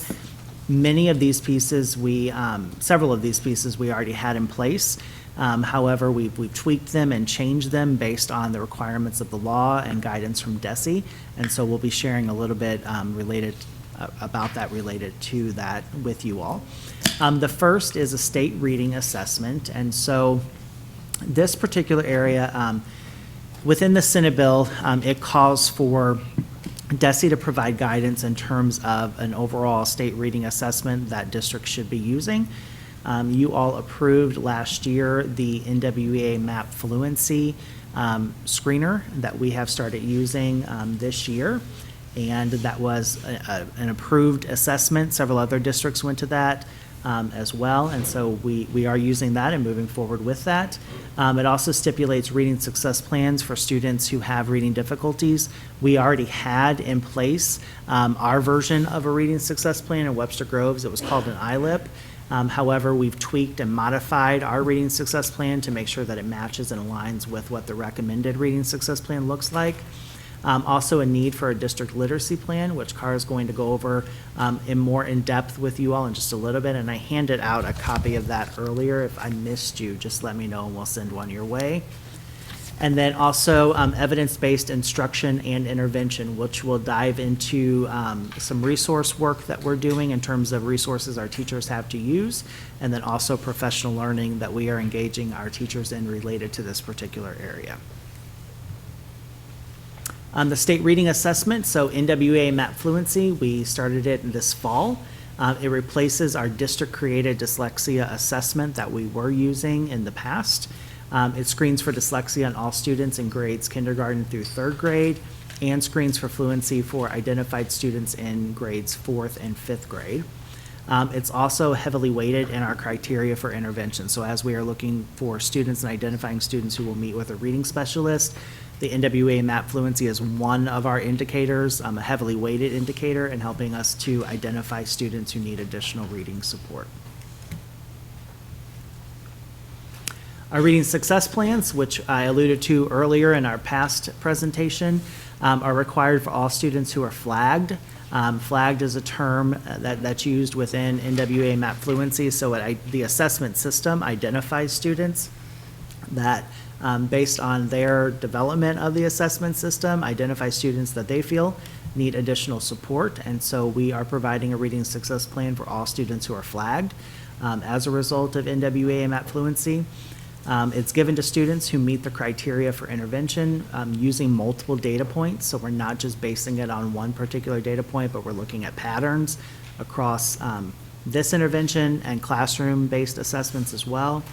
It identifies the primary need for intervention. So if I'm a student who has reading difficulty, but my particular reading difficulty is in decoding, I shouldn't be placed in a group that's focused on comprehension. I should be placed in this particular group that's targeting the area that I need support, and so it helps us to make those determinations. We are also, as I talked about earlier, communicating the reading success plan to our families in partnership and hoping to create that invitation and create that partnership with our families, and it replaces that individual learning improvement plan as well. It will also be students who are in 5th grade transitioning to Hickson. It will also be shared as part of that transition plan with our reading specialist at Hickson as well. So it'll be one other tool that'll hopefully help strengthen our transitions between buildings. All right, and so I will stop talking and turn it over to Cara, who's going to begin with our district literacy plan and take it from there. Can I ask a quick question? Sorry. Please. Jason, what age level do we start flagging students from the NWA Map Fluency data for intervention? Kindergarten. Yeah. Oh, kindergarten, okay. Yeah, so it's required K through 3, but we start it in kindergarten with the first benchmark that we do. All right. Oh. If you leave it there, it should be good. Okay, so the district literacy plan is a requirement from Senate Bill 681. The state is creating a overall state literacy comprehensive plan. And so part of that is that there are going to be 5 overall steps in order to create this and develop this plan that is supposed to provide opportunities for continuous improvement. It includes these criteria that are listed in the bullet points. So leadership and sustainability, which is tied back to the concept of our strategic goal 1 in terms of effective teaching and learning, a standards-based curriculum that we already have, where we have the components of evidence-based instruction.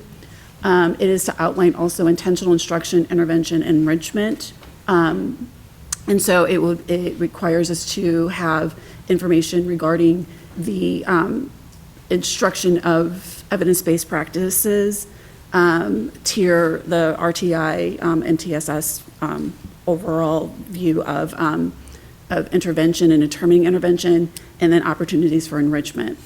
It also asks us to identify the ways that we assess students and how we use that assessments and the assessment data in order to determine the level of intervention or instruction that we need. And then the partnerships in terms of communication with families and other community engagement, for example, our Oasis program, in which we have tutors coming in and reading to students. And so this, for right now, this is a draft of the plan. DESE has posted step 1. We've been promised step 2 for a while. But so that step 2 is going to be, is going to require a self-assessment. And so this to give us at least a basis for beginning that self-assessment of where we are and how we're going to, what we need to do to adapt to move forward. Okay, and then, so within that, we identified some literacy goals and beliefs that incorporate the aspects of what DESE is requiring us for literacy and the overall idea of evidence-based instruction, which I'll get into later and kind of define what that means, what they mean by that. So the highlights of the literacy goals is to recognize that we do teach the 5 key components of reading, which I'll elaborate on a little bit later. The phonemic awareness, phonics, fluency, vocabulary, and comprehension. That there's a marriage, that you can have explicit instruction that's systematic, direct in these particular foundational skills, while also providing authentic, rich, complex texts for reading and learning the love of reading. And so that we can balance these two things together within our framework so that we can provide students with diverse and culturally responsive and develop the background knowledge and vocabulary so that we can meet the idea of the profiles of a graduate students who are critical thinkers, think globally, that are, but also have the foundational skills that they need in order to approach those complex texts. Okay, next slide. So what DESE means by evidence-based instruction is basically it was referred to is what is referred to as structured literacy. Structured literacy is explicit, systematic, intensive, and it's sequential. It addresses the following areas such as phonology, which is the speech sound system, writing system, syntax, morphology, semantics, and discourse. So it incorporates all of these things, but it does it in a way that is systematic and explicit, so that it builds upon each other and it's with a specific scope and sequence. Structured literacy is somewhat different than balance, where balance is there's a, I guess, I'll go into the background of the science of reading in a minute, but essentially, research has found that 40% of students will learn to read regardless of what type of instruction that they get. They are just primed either from their background, their home life, like supports reading, or some students are just able to pick that up. So regardless of what, it's relatively easy for them to learn how to read for 40%. But then that leaves 60% of students who need some sort of structure, some sort of explicit instruction in order to be able to be successful at reading. Research has also found that even that 40% who learn how to read easily can benefit from explicit instruction. It just allows them an opportunity to practice and master those foundational skills to apply to more complex texts, more complex words, multisyllabic words, and so forth. Okay. So the science of reading is what is structured literacy would be considered. And so there's a lot of talk about what the science of reading is and why it's incorporated into DESE's overall plan. The state literacy plan is based on the science of reading and what that is. I think that there's a lot of buzzwords. It's kind of used as a buzzword. I've seen it bandied about in articles and treated somewhat as a binary, like either you're doing science of reading or you're not doing science of reading. And what it really is it's like 40 years of ongoing research about how we learn how to read. The brain research, neuroscience, cognitive psychology, linguistics, and all of these things. It goes back really even further than that. The discussion on how the best, whether it's a code-based system or meaning-based system, goes back to Horace Mann in the 1830s. However, More recently, in the modern era, it's like 1955, the book Why Johnny Can't Read is kind of kicked off the whole reading wars, so to speak. The overwhelming evidence shows that learning to read is not a natural process. It's not something that we just pick up. It's not something that you just memorize as we go. However, it has to be explicitly taught that language has been created, that evolution, in an evolutionary sense, we learned how to speak for much longer than we started learning how to read, which was about 4,000 years ago is when writing systems were created. So therefore, naturally, we're not programmed or wired to read, and it has to be taught explicitly to most students. So it's thinking about, and I like to think of it more about the science about reading as opposed to the science of reading, which is like the buzzword that can be slapped on a curriculum and then you just buy it. It's really just overall learning, ongoing, continuous research about how we learn how to read. I have a quick question. Go ahead. And so when you said structured reading versus balanced reading, is that just is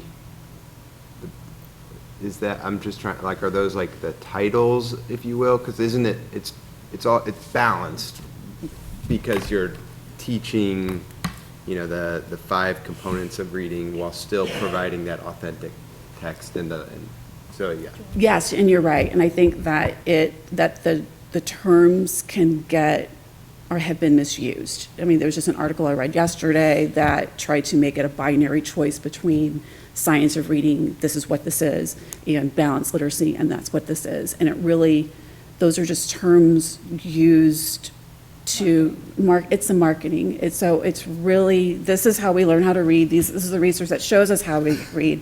It has to all be balanced because you can't, and as I'll get into subsequent slides, that you can't just like teach phonics and that's not the science of reading. You can't equate the two. It's all part of a larger picture and as a whole. It's all of these things together. And I think when we refer to balanced literacy, we're talking about that combination of both of those pieces, not the defined balanced literacy. We're talking about balancing the approach for how we're doing that within Webster Groves. And I think that there are curriculums that are labeled as balanced literacy that might be missing some explicit instruction, but that doesn't mean but that's a label to those curriculums, not the overall concept of balancing those components. Thank you. So the 5 components of reading are based on the National Reading Panel in 2000. In the late 90s, there was this panel was compiled, is a government-funded panel that researched like 100,000 different studies about reading over years of research and compiled, and determined that there are several things that make a good reader. One, that they need to have phonemic awareness and understand those skills. 2, have developed their phonics skills. 3, that they need to be able to read text fluently and accurately. And then 4, that they can use comprehension strategies while they're reading. And so through knowing those are the things that make a good reader, they determined that these are the 5 different essential components of reading. And this is what is included in the DESE's literacy plan and what is included in our literacy plan and is already included in our curriculum, has been in our curriculum at least before I came. And so those are some of the things that are driving what is considered science of reading and making sure that we cover all of those aspects. So this goes into the reading rope. And so the reading rope identifies all of the different components that go into reading. So when you talk about science of reading, it's not just phonics or word recognition, which is the lower part.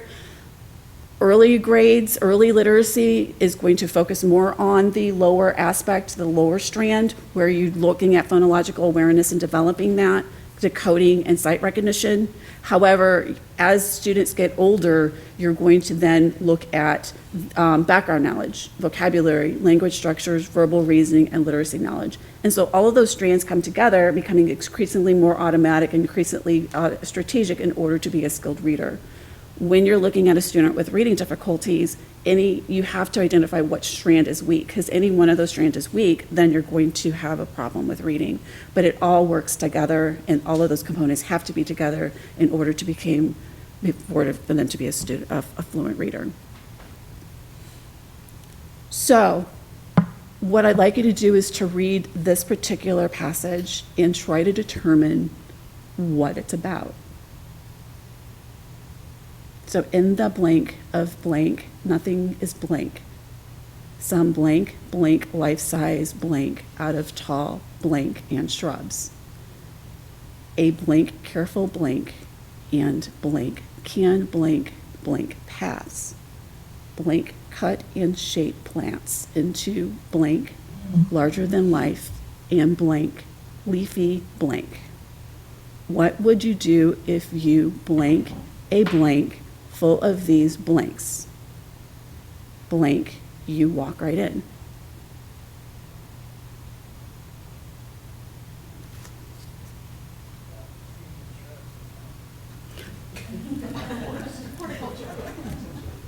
So trees and shrubs and plants, horticulture, a forest. We have, this passage has 70% of the words that are accurate.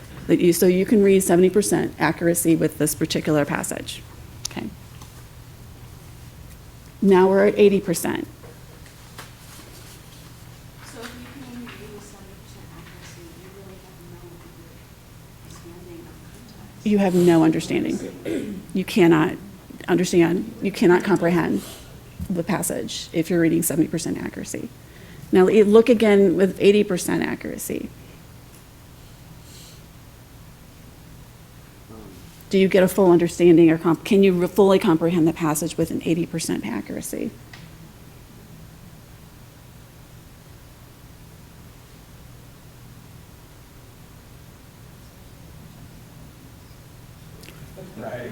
Because you think it's about plants, you see plants and shrubs, you think, okay, maybe it's a forest or something, or do you think it's about plants? But now there's animals, so now what is it about?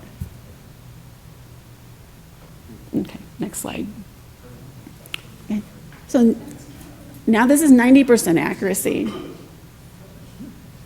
Less ominous. So in the world of gardens, nothing is blank. We're still missing words. Some gardeners create life-size blank out of tall shrubs, bushes and shrubs. A gardener's careful planting and clipping can blank strange paths. Others can cut and shape plants into awesome, larger than life, and blank, leafy blank. What would you do if you discovered a garden full of these animals? Would you walk right in? Do you have a better idea of what it might be about? Mm-hmm. But we're still only 90% accurate. So the next slide, you can see with 100%, that accuracy affects comprehension. Ideally, students need to be at a minimum of 95%, be able to read a passage at 95% accuracy in order for them to be able to understand a passage. Ideally, it should be 98%. So when we look at our intervention, our criteria for intervention, any student that's below 95% accuracy is one of concern. And if they're reading at below 90% accuracy, well, then that would definitely be a cause for some sort of intervention, because you can't understand what you're reading if you cannot decode what the words are and understand the words. At the same time, reading is more than phonics. So if you can we can decode all the words in the sentence. Denise was stuck in a jam. She was worried about what her boss would say. But do we know what that means? Like, we can read the words, we have a general idea, we can decode it. However, so we look at the individual words and we know what that means, but we need to know what jam means. What type of jam? Is it the food, or is it a traffic, or what type of, or just a situation? We need to know causal connections. So for example, pronoun antecedents. So that she was referring back to Denise, that it's not referring to the boss, that we need to know some of those connections, of those word connections. we need to have some background knowledge. Like, what is Denise doing? Is she driving in traffic? Did she get, is it a paper jam at the copier? Like, has she been late all the time? And that's when we get into inferences. Why is her boss going to be, is her boss going to be upset? How often is she being late? What the overall idea is. And then it comes to working memory, that background knowledge allows us to work less in order to determine some context for this. If we know the words automatically, if we have background knowledge and know what jam is, if we see the other things, then we also know that our working memory, there's a lot of space in our working memory we can draw from in our memory in order to help understand and comprehend the nature of that particular sentence. So decoding is not just, reading is not just decoding. There's lots of different processes that go into it. So it's a lot more complex than it seems. And so you could put on. This conceptual model was developed in 1986, so they call the simple view of reading as sort of the basis. When you see like the science of reading, this is kind of where it will start. It'll talk about, so word recognition times language comprehension equals reading comprehension. So it's not plus, it's not an addition, it is multiplier. So if you have high word recognition, you can read the words, but you don't have the oral language, back of spoken language knowledge, you don't have successful reading comprehension.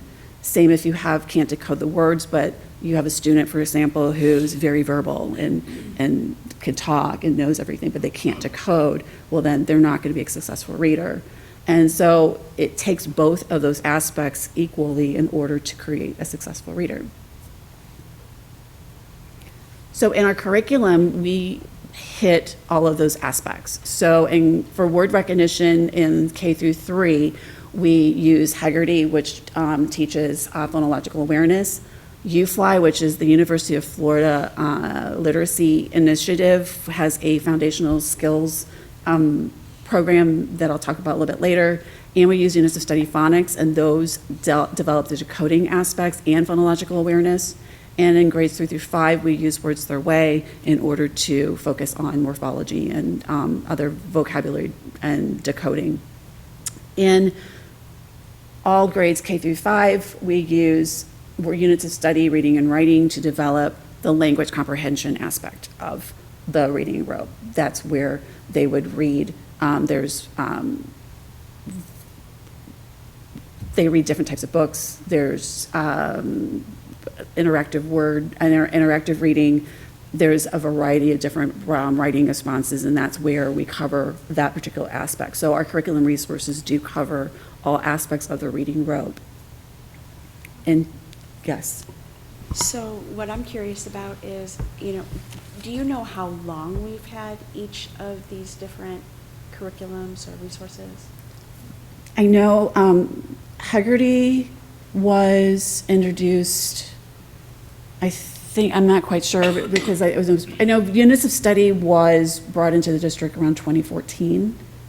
The units of study phonics was created around 2018. I think that's when Haggerty and units of phonics, units of study phonics were brought in around 2018 when the dyslexia law was passed several years ago.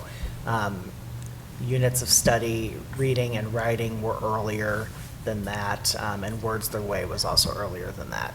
UFly is an addition that Carl will talk about in just a little bit, but it was added this year. UFly was added this year? Yeah. Mm-hmm. Thanks.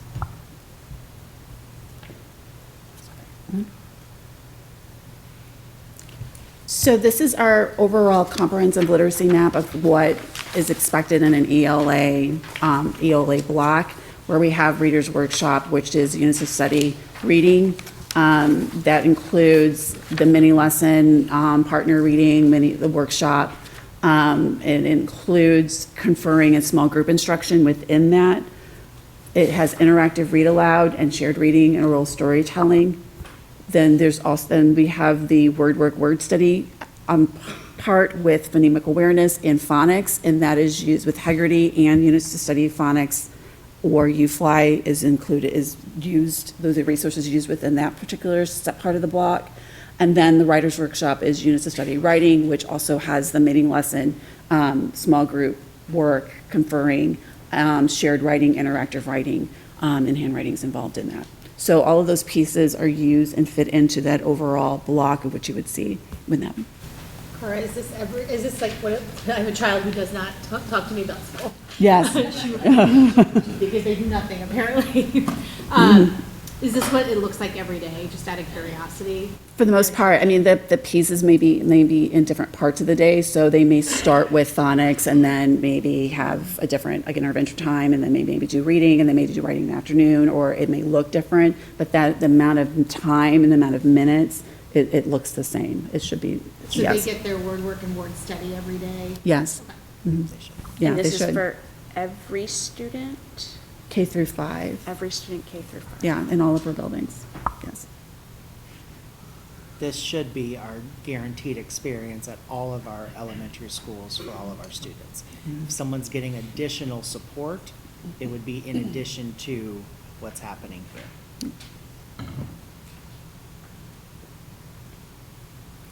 So what we plan to do moving forward is we have our program evaluation for ELA is in beginning in 25-26. On February and April of this year, I'm meeting with elementary facilitators to go through the units of study reading in particular and look for instructional practices that are not aligned with structured literacy or the science of reading or evidence-based practices. So, for example, 3Qing, which you'll see, this is an example from one of the units of study workbooks, which is like play guess the covered word. That would be considered 3Qing, where you're looking at the, like, does it look right? Does it sound right? Does it make sense? As opposed to looking at the words and looking at the letter sound correspondences in each word. There's strategies throughout, and what we intend to do is to focus on learning and focus on practicing essential skills while also looking to ensure that there's explicit instruction for all skills throughout. One of the concerns about units of study is that there's less review of a concept. So a concept is brought up and then it's taught, but then it's not practiced enough or sufficiently enough to where we can ensure that there's transfer. And so going through and examining that in the next slide is we're going to use this template to go through each session of each unit to then pull out, determine what needs to be included, what needs to be pulled out, what priority standards are included within that particular section, and what shifts in practice need to occur in order to make sure that there's explicit instruction that's happening with particular skills. Cara, I have a question. Mhm. Is there room, has there already been a space where you might talk about cultural differences in these? I'm thinking specifically of phonology. Is it phonology? Is that, I've never even heard the word. It's new for me. There you go. Background knowledge and things like that. So I'm in a school, but when I go home, my family speaks a different way. Do you understand what I'm saying? So Yes. like whether my family is from another country or just we speak a different way. Is there room for like some sort of cultural difference, adaptation even, or like has that come up at all? That has come up. It's actually like an entire section in letters, in the letters book for letters training where we have 50 teachers so far going through it, and with the intention of training all K through 5 teachers in letters. And it talks about this is the phonology, but acknowledging that depending on where you are, you're going to have different inflections. There's going to, if you're from the South, and you're going to pronounce certain things differently.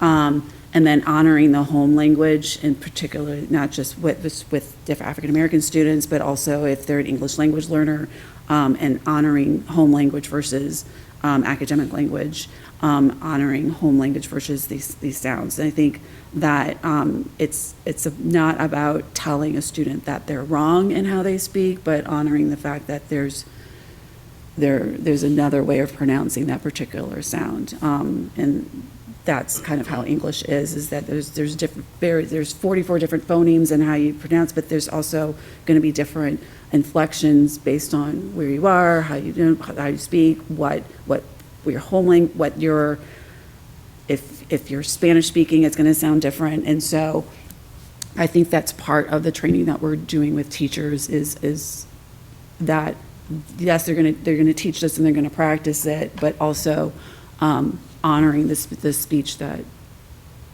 students do at home, and so that they're not going home and saying this is right or wrong. It's about being inclusive and thinking about all of different various of language and experiencing like the joy of linguistics and language.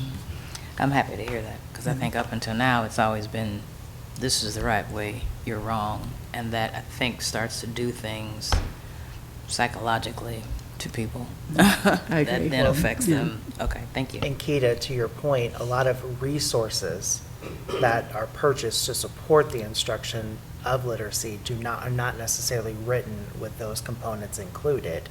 It has to then be developed within the educator who's using that resource to meet the needs of kids within their classroom. So that professional learning piece, as Cara mentioned with letters, that's an important component, because a lot of times what's available to purchase doesn't incorporate that particular perspective. And I think that also goes back to like the first part of the literacy plan, which is recognizing that teachers are at the heart of it, and that training teachers is what is more important than purchasing a program or talking about curriculum resources. It's making sure that teachers are well-trained, knowledgeable, and then in all aspects, including the cultural aspect of language.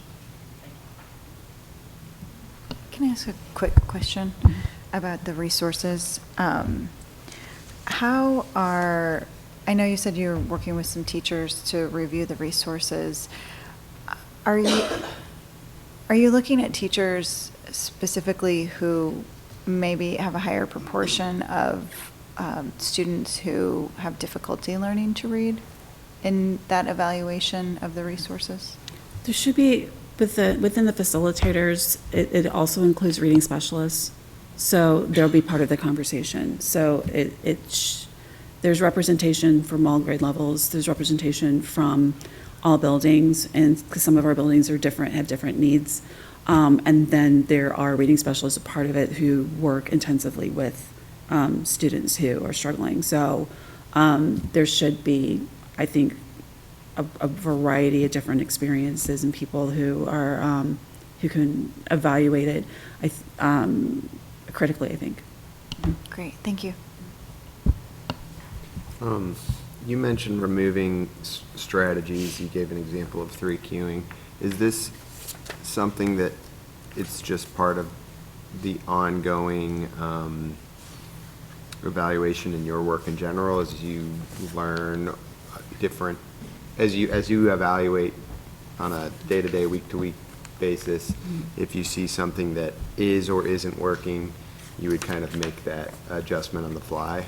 I think that teachers do that individually in the classroom, and I think that what we want to do is make that more universal. And so I think that's going to be part of the conversation. Like, what do you think you've taken out? I know, talking to individual teachers, they do know. I think this work will go well simply because they know which ones need to be removed, and I think they do that. But I think that what we're looking for is at the district level to have someone on the same page, and when teachers come into the district to say, okay, this is what we should be doing, instead of just handing them the box of units of study and expecting them to just go through it, just to be more aligned throughout everyone, have those ideas. And this is also, we would do this anyway, but I think that when we go through program evaluation, we'll be looking at the resource as a whole and then determining whether or not if we need to pilot a different type of curriculum resource. But until then, I think knowing what Desi is asking of us, knowing the expectations for science, for evidence-based instruction that we need to look at, and knowing that the units of study has been revised, the company has revised them and put out a new one, but we don't want to, rather than purchasing that, we need to take and evaluate those resources ourselves and determine what, so we're just essentially doing the work that the company has done, but instead of purchasing it, we're going to do it ourselves. Alex, sorry. Go ahead. I was just going to add that as somebody who was in Jason's job for a while, is that is a practice, a common practice with curriculums and subject matter, no matter what it is, for all kinds of reasons, whether it's changes in research or knowledge of best practices, whether it's the state standards don't align with the resource that you use. So it's a common practice to supplement, supplant, all those kind of things, around a resource. That's absolutely, Right. absolutely, Right. absolutely. Cara, I was wondering, with the state law change, with the development of new curriculums that we've gotten within fairly recent years, as of 2018 and 2023, I'm wondering about reading specialists, because it seemed to me that at least in those earlier grades, from what I heard from others and what I had my own experience, that they were focusing mostly on comprehension. Mm-hmm. So are they also now focusing on these other areas of reading when kids are maybe identified as needing help in these other strands? Mm-hmm. Next slide. So yes, the reading specialists they've all been trained in Orton Gillingham. Over half of our reading specialists are now going through letters training as well. And so, and then they've been given Phonics First, which is in Orton Gillingham. They have a number of resources from Orton Gillingham and from some ISME. I forgot what the acronyms for, but that's the company where they get their training. And then they also are using Phonics First as an additional resource. And so part of what the requirements for when we said that we have to identify students, the primary intervention and primary support, we have to identify one of those 5 components. And so the data also shows that for the most part, and especially if they're K through 3, if they're low in reading, it's primarily going to be phonological or phonics. And so that's primarily where that intervention is going to occur. And so that's part of what the state reading assessment has sort of forced us to acknowledge, is that that's where some of that is. And so, yes, the reading specialists have now been trained in, I guess we would consider evidence-based practices and structured literacy, because they use, Orton Gillingham is a very structured program, but it's also multisensory. And have been provided with decodable books in order to include with that instruction. Mm-hmm. I want to add just quickly to make a connection for you all. So the ESSER funds that we've received over the last couple of years, we've used a lot of those funds for one-time purchases to support this transition. So a lot of the decodable books that we're mentioning, the UFly materials, several of those things were purchased with those ESSER funds, since they were not necessarily a part of our ongoing curriculum program evaluation process.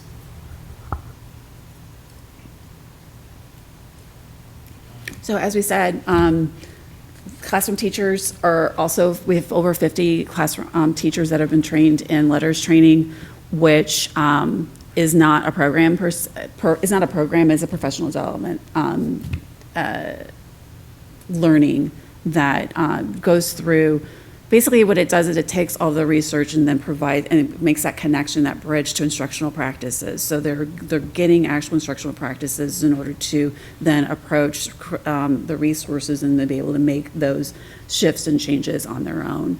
And so that's part of it. The addition is UFly Manuals, which is a phonics program that was, it's a $70 manual with free resources, including ready-made slides, decodable texts that are, that include with it, and it's very easy to implement. And this also will align with any other like comprehension-based curriculum that they're using. So it fits in with units of study simply because of, it doesn't replace, it covers the foundational skills. And so U-Fly Foundations, the fall, this has been, it's been an interesting implementation because I purchased these with USSER funds with that one-time purchase in order to have something in addition to units of study, but I presented it to teachers as a way, here's something that you can use as a supplement for small group instruction perhaps. They love it. Kids love it. They love it. It is, again, it's the manual of free resources. It has explicit, systematic, and multi-sensory instruction. There's 8 steps that they do every day that follows a very clear scope and sequence for phonics, going all the way from letter alphabet to multi-syllable words. There's consistent review, which is one of the concerns that teachers have had about units of study. And it's both, and it's been easy to implement and differentiate, and it covers phonemic awareness, phonics, and fluency really well. So this is what it would look like in one lesson. It goes through 2 days, and it reviews previously learned concepts, and then they practice with the new concepts. Again, so students are not, I think part of the pushback, if people are pushing back at all against like phonics focused instruction, it's this perception that phonics is boring. What I've observed and what teachers have told me, that kids love it. Like it's just, they have them moving. There's a lot of verbal interaction. They write also with it. There's manipulation of letters. And so there's movement back and forth in the classroom, so it's very engaging, and they're engaged, which I think is a very important aspect of learning, so. Cara was prepared to take you all through a sample U-Fly lesson, but we're aware of time, and so we're going to just keep moving. But maybe someday we'll take you through a U-Fly lesson. And is in one of these lessons, and maybe it's not a lesson, but is there, choice, I don't know what we would call it, choice reading time? Is like, this is, you're learning how to read, and then to ensure that it's not just learning. Yeah. Right. And so that is this is about 30 minutes of their 90-minute reading block. And so this is only like a one portion of it. So then that is part of where we would include decodable text, more books in the classroom that are decodable that would help that transition. But then also like that there still needs to be interactive read alouds. They still need to do like mini lessons and read. There still needs to be time for small group instruction. And so this is only one aspect, again, like one aspect of the reading rope. It's just that one part, not the whole thing. So I think, do teachers have, like, what does their support look like? As you were talking, I was like, a little like, okay, it's a big day. It's a lot of planning. I haven't taught in a long time, and I remember those days of reading instruction. And so now to go through that, to take a U-Fly lesson, and then ensure that it's transferred. And so then with conferring and, pulling out and reteaching in small groups, what does that support for our teachers look like? We can't give them all a reading specialist to co-teach with them in every classroom, but I think, I don't know, I say that out loud so that I think everyone can understand just what a large lift it is as well for an elementary teacher with 20 to 22 kids in a classroom to ensure literacy. I say, I was hesitant to enforce this upon teachers because I knew I was very mindful of that. They picked this up because it's easy to implement, and because of the resources are already created, it actually takes a load off of them. That's what they've told me. So that this has been, it's been much easier to implement. Earlier this week, I walked through PD with one of the elementaries. And we're planning on doing more this summer throughout the course of the year, in order to help figure out how to implement. And then this will also be kind of the conversation when we talk about looking at units of study, because there has to be an integration. The whole point is that they're learning these skills in order to be able to read. And so therefore there has to be a connection between the two blocks. It can't be separate. And so there's going to be professional development this summer and at the beginning of the year in order to help coach teachers through and support through the transition if they're choosing to use this. So I know you said that there were 50 teachers that are going through letters training right now. And the plan is to have all of our teachers go through that? Is that just like the 3 to 5 year range plan? For all of our elementary teachers, to be completely transparent with you all, we had to, we've been working with HR, and HR has been fantastic with helping us to problem solve with the sub shortage. Letters is intense, very intense, with a lot of time out of the classroom. And so we've had to pause it for the second half of this year. We're getting those 50 through their cohort, but we're not starting any additional cohorts because of a lack of subs until we get to the summer, and we're trying to revamp what that looks like. But the ultimate plan is that all K-5 of our elementary teachers will participate in letters. So do you have the 50 teachers, are they kind of as evenly distributed across all the elementary schools as possible to ensure that they're, although it's not completely equitable in terms of like access to teachers who are having the training, but there is access to it? Yeah, we have representation from every building, but it wasn't done strategically. Folks were able to opt in this first time. And as we continue to go throughout, we've communicated that this is a 3-year plan. So choose this summer, choose next summer, which summer, so that they can begin to plan. But we also know that there will likely have to be some training outside of the summer that will continue through the school year when people are actually working as well. I'm sorry to monopolize this. A question about how we utilize our reading specialists. Do we utilize them beyond just, pulling out and providing the tier 2, tier 3 interventions, but also as partners with classroom teachers, sometimes to go in and co-teach or to provide, similar to how I think just the partnership, when you have teachers who work really well in a co-teaching model where, the expert around behavioral interventions can share, these are some strategies to use. Do we have that kind of network? So, want to make a connection, instructional coaches. So, yes, to some degree, but not every, our reading specialists are fantastic, but our reading specialists are trained to work with small groups of students specifically on reading. So not every reading specialist is someone that would find it to be enticing to work with another classroom teacher leading a whole group. So in some buildings, depending on the desires of the reading specialist and the work that's happening, that often is a way that some of our reading specialists are used in times when they are not meeting with students in small groups. However, related to the reading success plans and after COVID, in some of our buildings, the small group work has really expanded, and so they're not necessarily, in some of our buildings, able to do the instructional coaching pieces. So that's why I would say it's inconsistent across the district in terms of an overall support plan.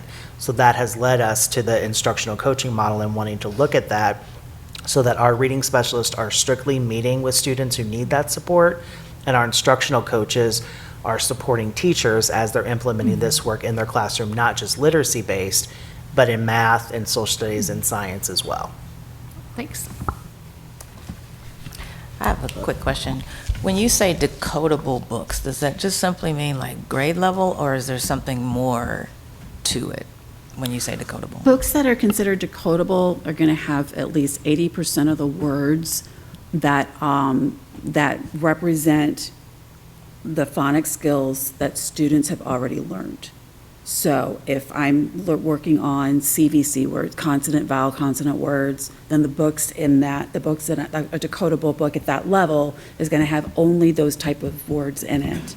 If I'm learning R-controlled vowels, then I'm going to have a decodable book that's going to have R-controlled vowels in it, and it's not going to have like multisyllabic words, or it's not going to have words that I haven't already learned. And so most of the words in the decodable book are going to be based on them. So they're ideal for grades K through 2, primarily kindergarten, first grade, and then you want to wean, as they learn those skills, they're going to wean off of decodable books. But those books are, they do not rely upon the picture in order for them to read it. And so it's what's in the book are words, are reflective of the skills they've already learned. And so then they can achieve some success, they get practice with those skills, and then hopefully that's what helps with the transfer. And so getting more of those decodable books into the classroom, replacing some of the level books with decodables, not all, because I think students had to have a variety of experiences. However, and incorporating some of those from the phonics block into the reading block, I think is going to help with that transfer of those skills. Mm-hmm. Given that, and I know that clearly the teaching, like the 5 pillars, if you will, have been around for some time, but given the way that we're adjusting our curriculum based off of some things that we're thinking, we can do better, and maybe that's given the curriculum that we were using, and they're realizing the same things. We focus a lot on K-5, but what about the middle school and students that we might now realize need to work on something, and how are we addressing that sort of thing? We're kind of a loaded question. Yeah, there's a lot of change with middle school. They're also, as kind of on the fly, as you had previously said, kind of looking through aligning things to standards more and ensuring that what they're doing in the curriculum that they're teaching actually is more aligned to standards, because the resource may or may not have hit every standard that they needed to. Our reading specialists, we have 3 reading specialists, 1 at each grade level at the middle school, who are, as Jason previously said in the earlier part, they're working closely with classroom teachers and using that statesman time for a specific group of students that need that extra intervention. They're using a program called Rewards, which uses, it's I wouldn't say decoding, but it does work on those particular skills at that level. So we are looking at that. At the high school, we have a new reading course called the College and Career Readiness course, where we have identified students who need that extra support, and so students are being filtered in there. And then we're also having conversations with 9th and 10th grade teachers, looking at specific standards in order to help with differentiating and scaffolding for those particular students, because I think there is a definite jump from middle school to high school in terms of the expectation of the literature that they read. So how are we supporting and having that differentiated I think a lot of it is strategies and providing different scaffolded strategies for those particular students. So we're having those discussions, and part of that is as he said earlier, the literacy link, provide professional development for teachers. They're coming with Hickson. They're going to be meeting with Hickson in February. They met with high school teachers last fall, and some ongoing professional development, because as a former high school teacher, right, I didn't know anything about science of reading, or there was a reading war, or what was going on. And so it's a completely different war at high school level. So I didn't even know anything about it. And so, but I do, as I dig into elementary and learn more, there's a lot of things that if I had known as a high school teacher, there were students I could have helped.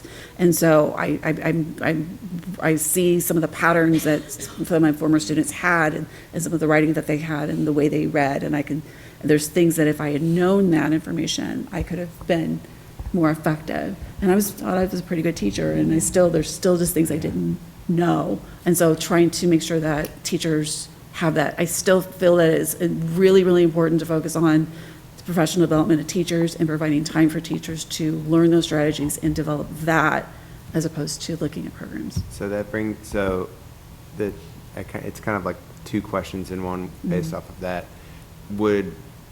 Have we thought about having, whether it's only the 6th grade, whether reading specialist, or are all the reading specialists doing letters, or like would we want them to do letters as well, given that they're pretty close to that elementary level, but I know it's also very intense. And how do we ensure, to your point at the end there, that everyone's aware of this letters training and what it's doing throughout the district that may not, need to take it because it is so intense? May I answer that? Go ahead. So to your first question with reading specialist attending letters, so letters is very similar to graduate coursework that a reading specialist would do to become a reading specialist. We also, all of our teachers reading specialists are trained on Orton Gillingham, which is a very similar process to letters. However, we do have a lot of reading specialists who wanted to support classroom teachers as they were going through letters, so they're also now being trained in letters as well. In addition to that, we have some of our Hickson folks, some of the reading specialists at Hickson are attending letters, as well as the person who is teaching the college and career readiness reading course at the high school. So our focus is K-5, but also trying to be strategic about our older grades as well, so that they can participate in that as well. Thank you.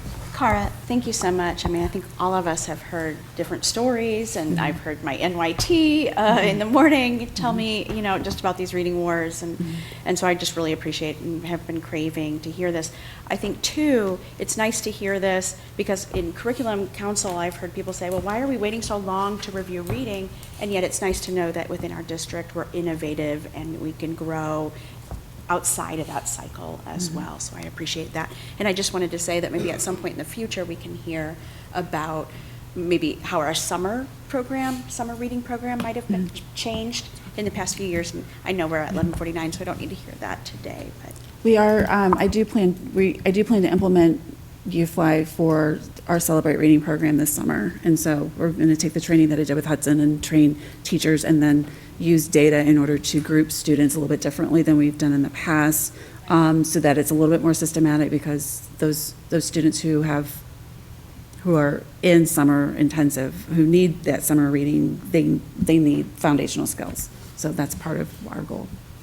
Christine, you opened the door, so can I just take 30 seconds and go through there?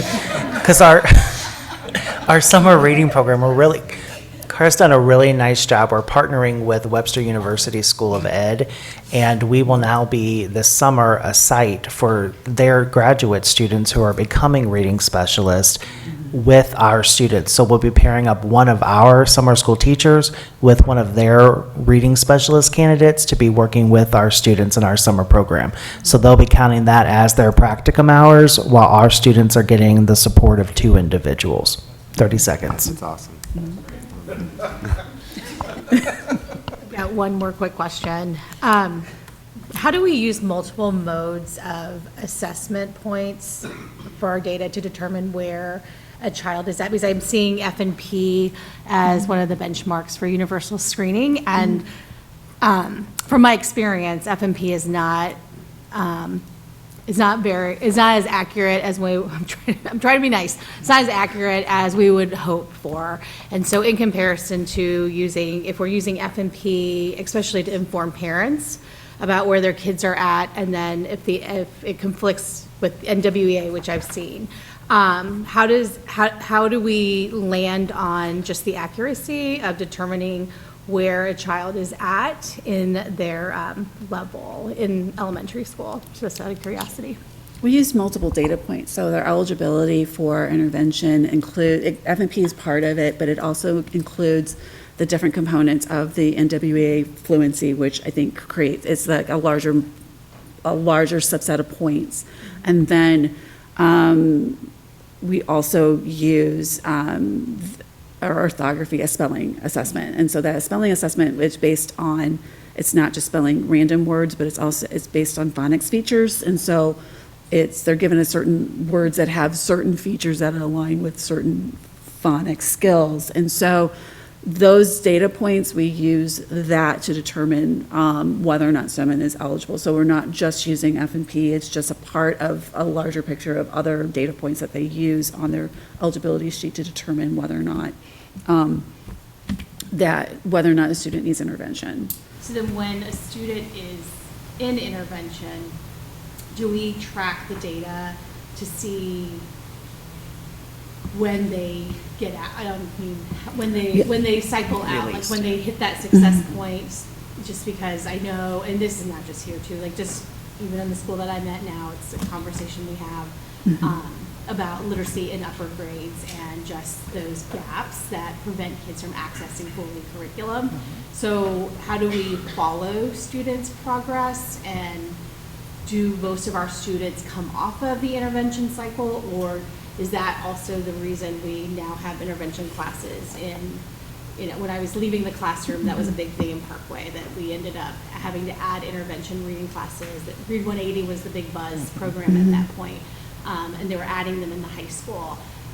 So then I guess the curiosity is, do we cycle kids off successfully intervention so that ultimately when they are graduating reading fully at a level that would ensure that they are successful in whatever they pursue and not functionally illiterate reading at a 4th, 5th grade level? I do think that the new focus on ensuring foundational skills is going to help that in the future.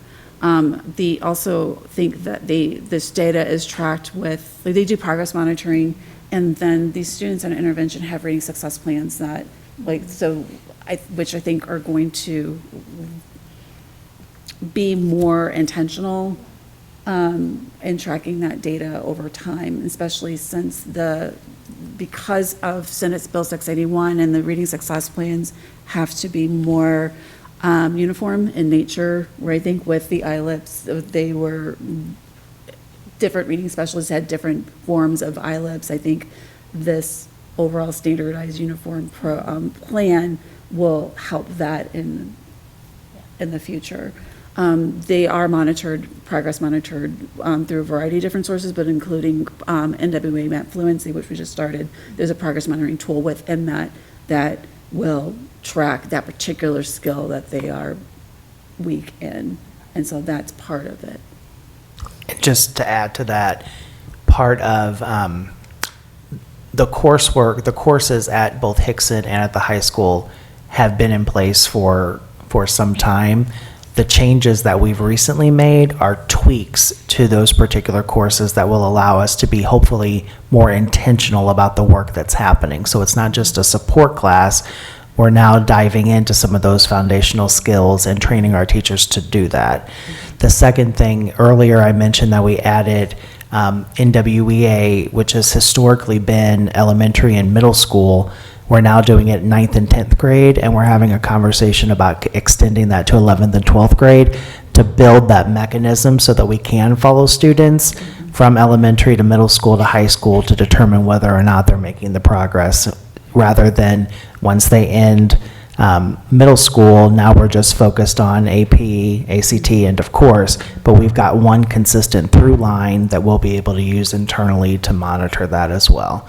So again, everything that you said is a challenge. It's something that we're working to try to address within our system. At the same time, trying to work to support individual kids who are currently in our system and experiencing that as we are trying to change the system at the same time.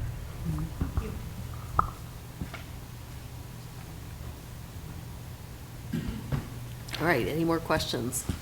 I just want to quickly say thank you so much for, this is a topic that is incredibly complex, and it sometimes gets oversimplified.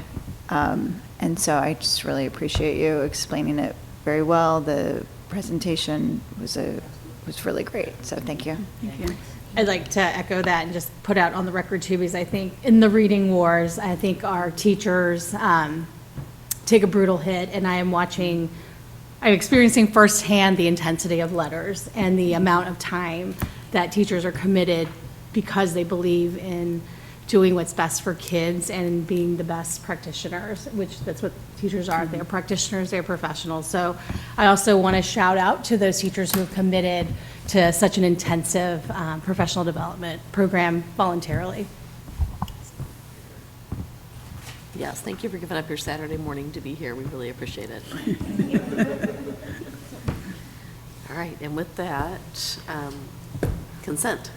I motion to approve consent agenda items 3.02, 3.03, 3.04, 3.05, 3.06, 3. All those in favor, aye. Aye. Anyone opposed? Can I abstain? Yes, one abstention. All right, I will now entertain a motion to recess into executive session for the purpose of discussing personnel. So moved. Roll call. Ms. Dow? Yes. Ms. Keller? Yes. Ms. Quinn? Yes. Mr. Khan? Yes. Mr. Todd? Yes. Ms. Shears? Yes. Dr. Lee? All right, we're in exec.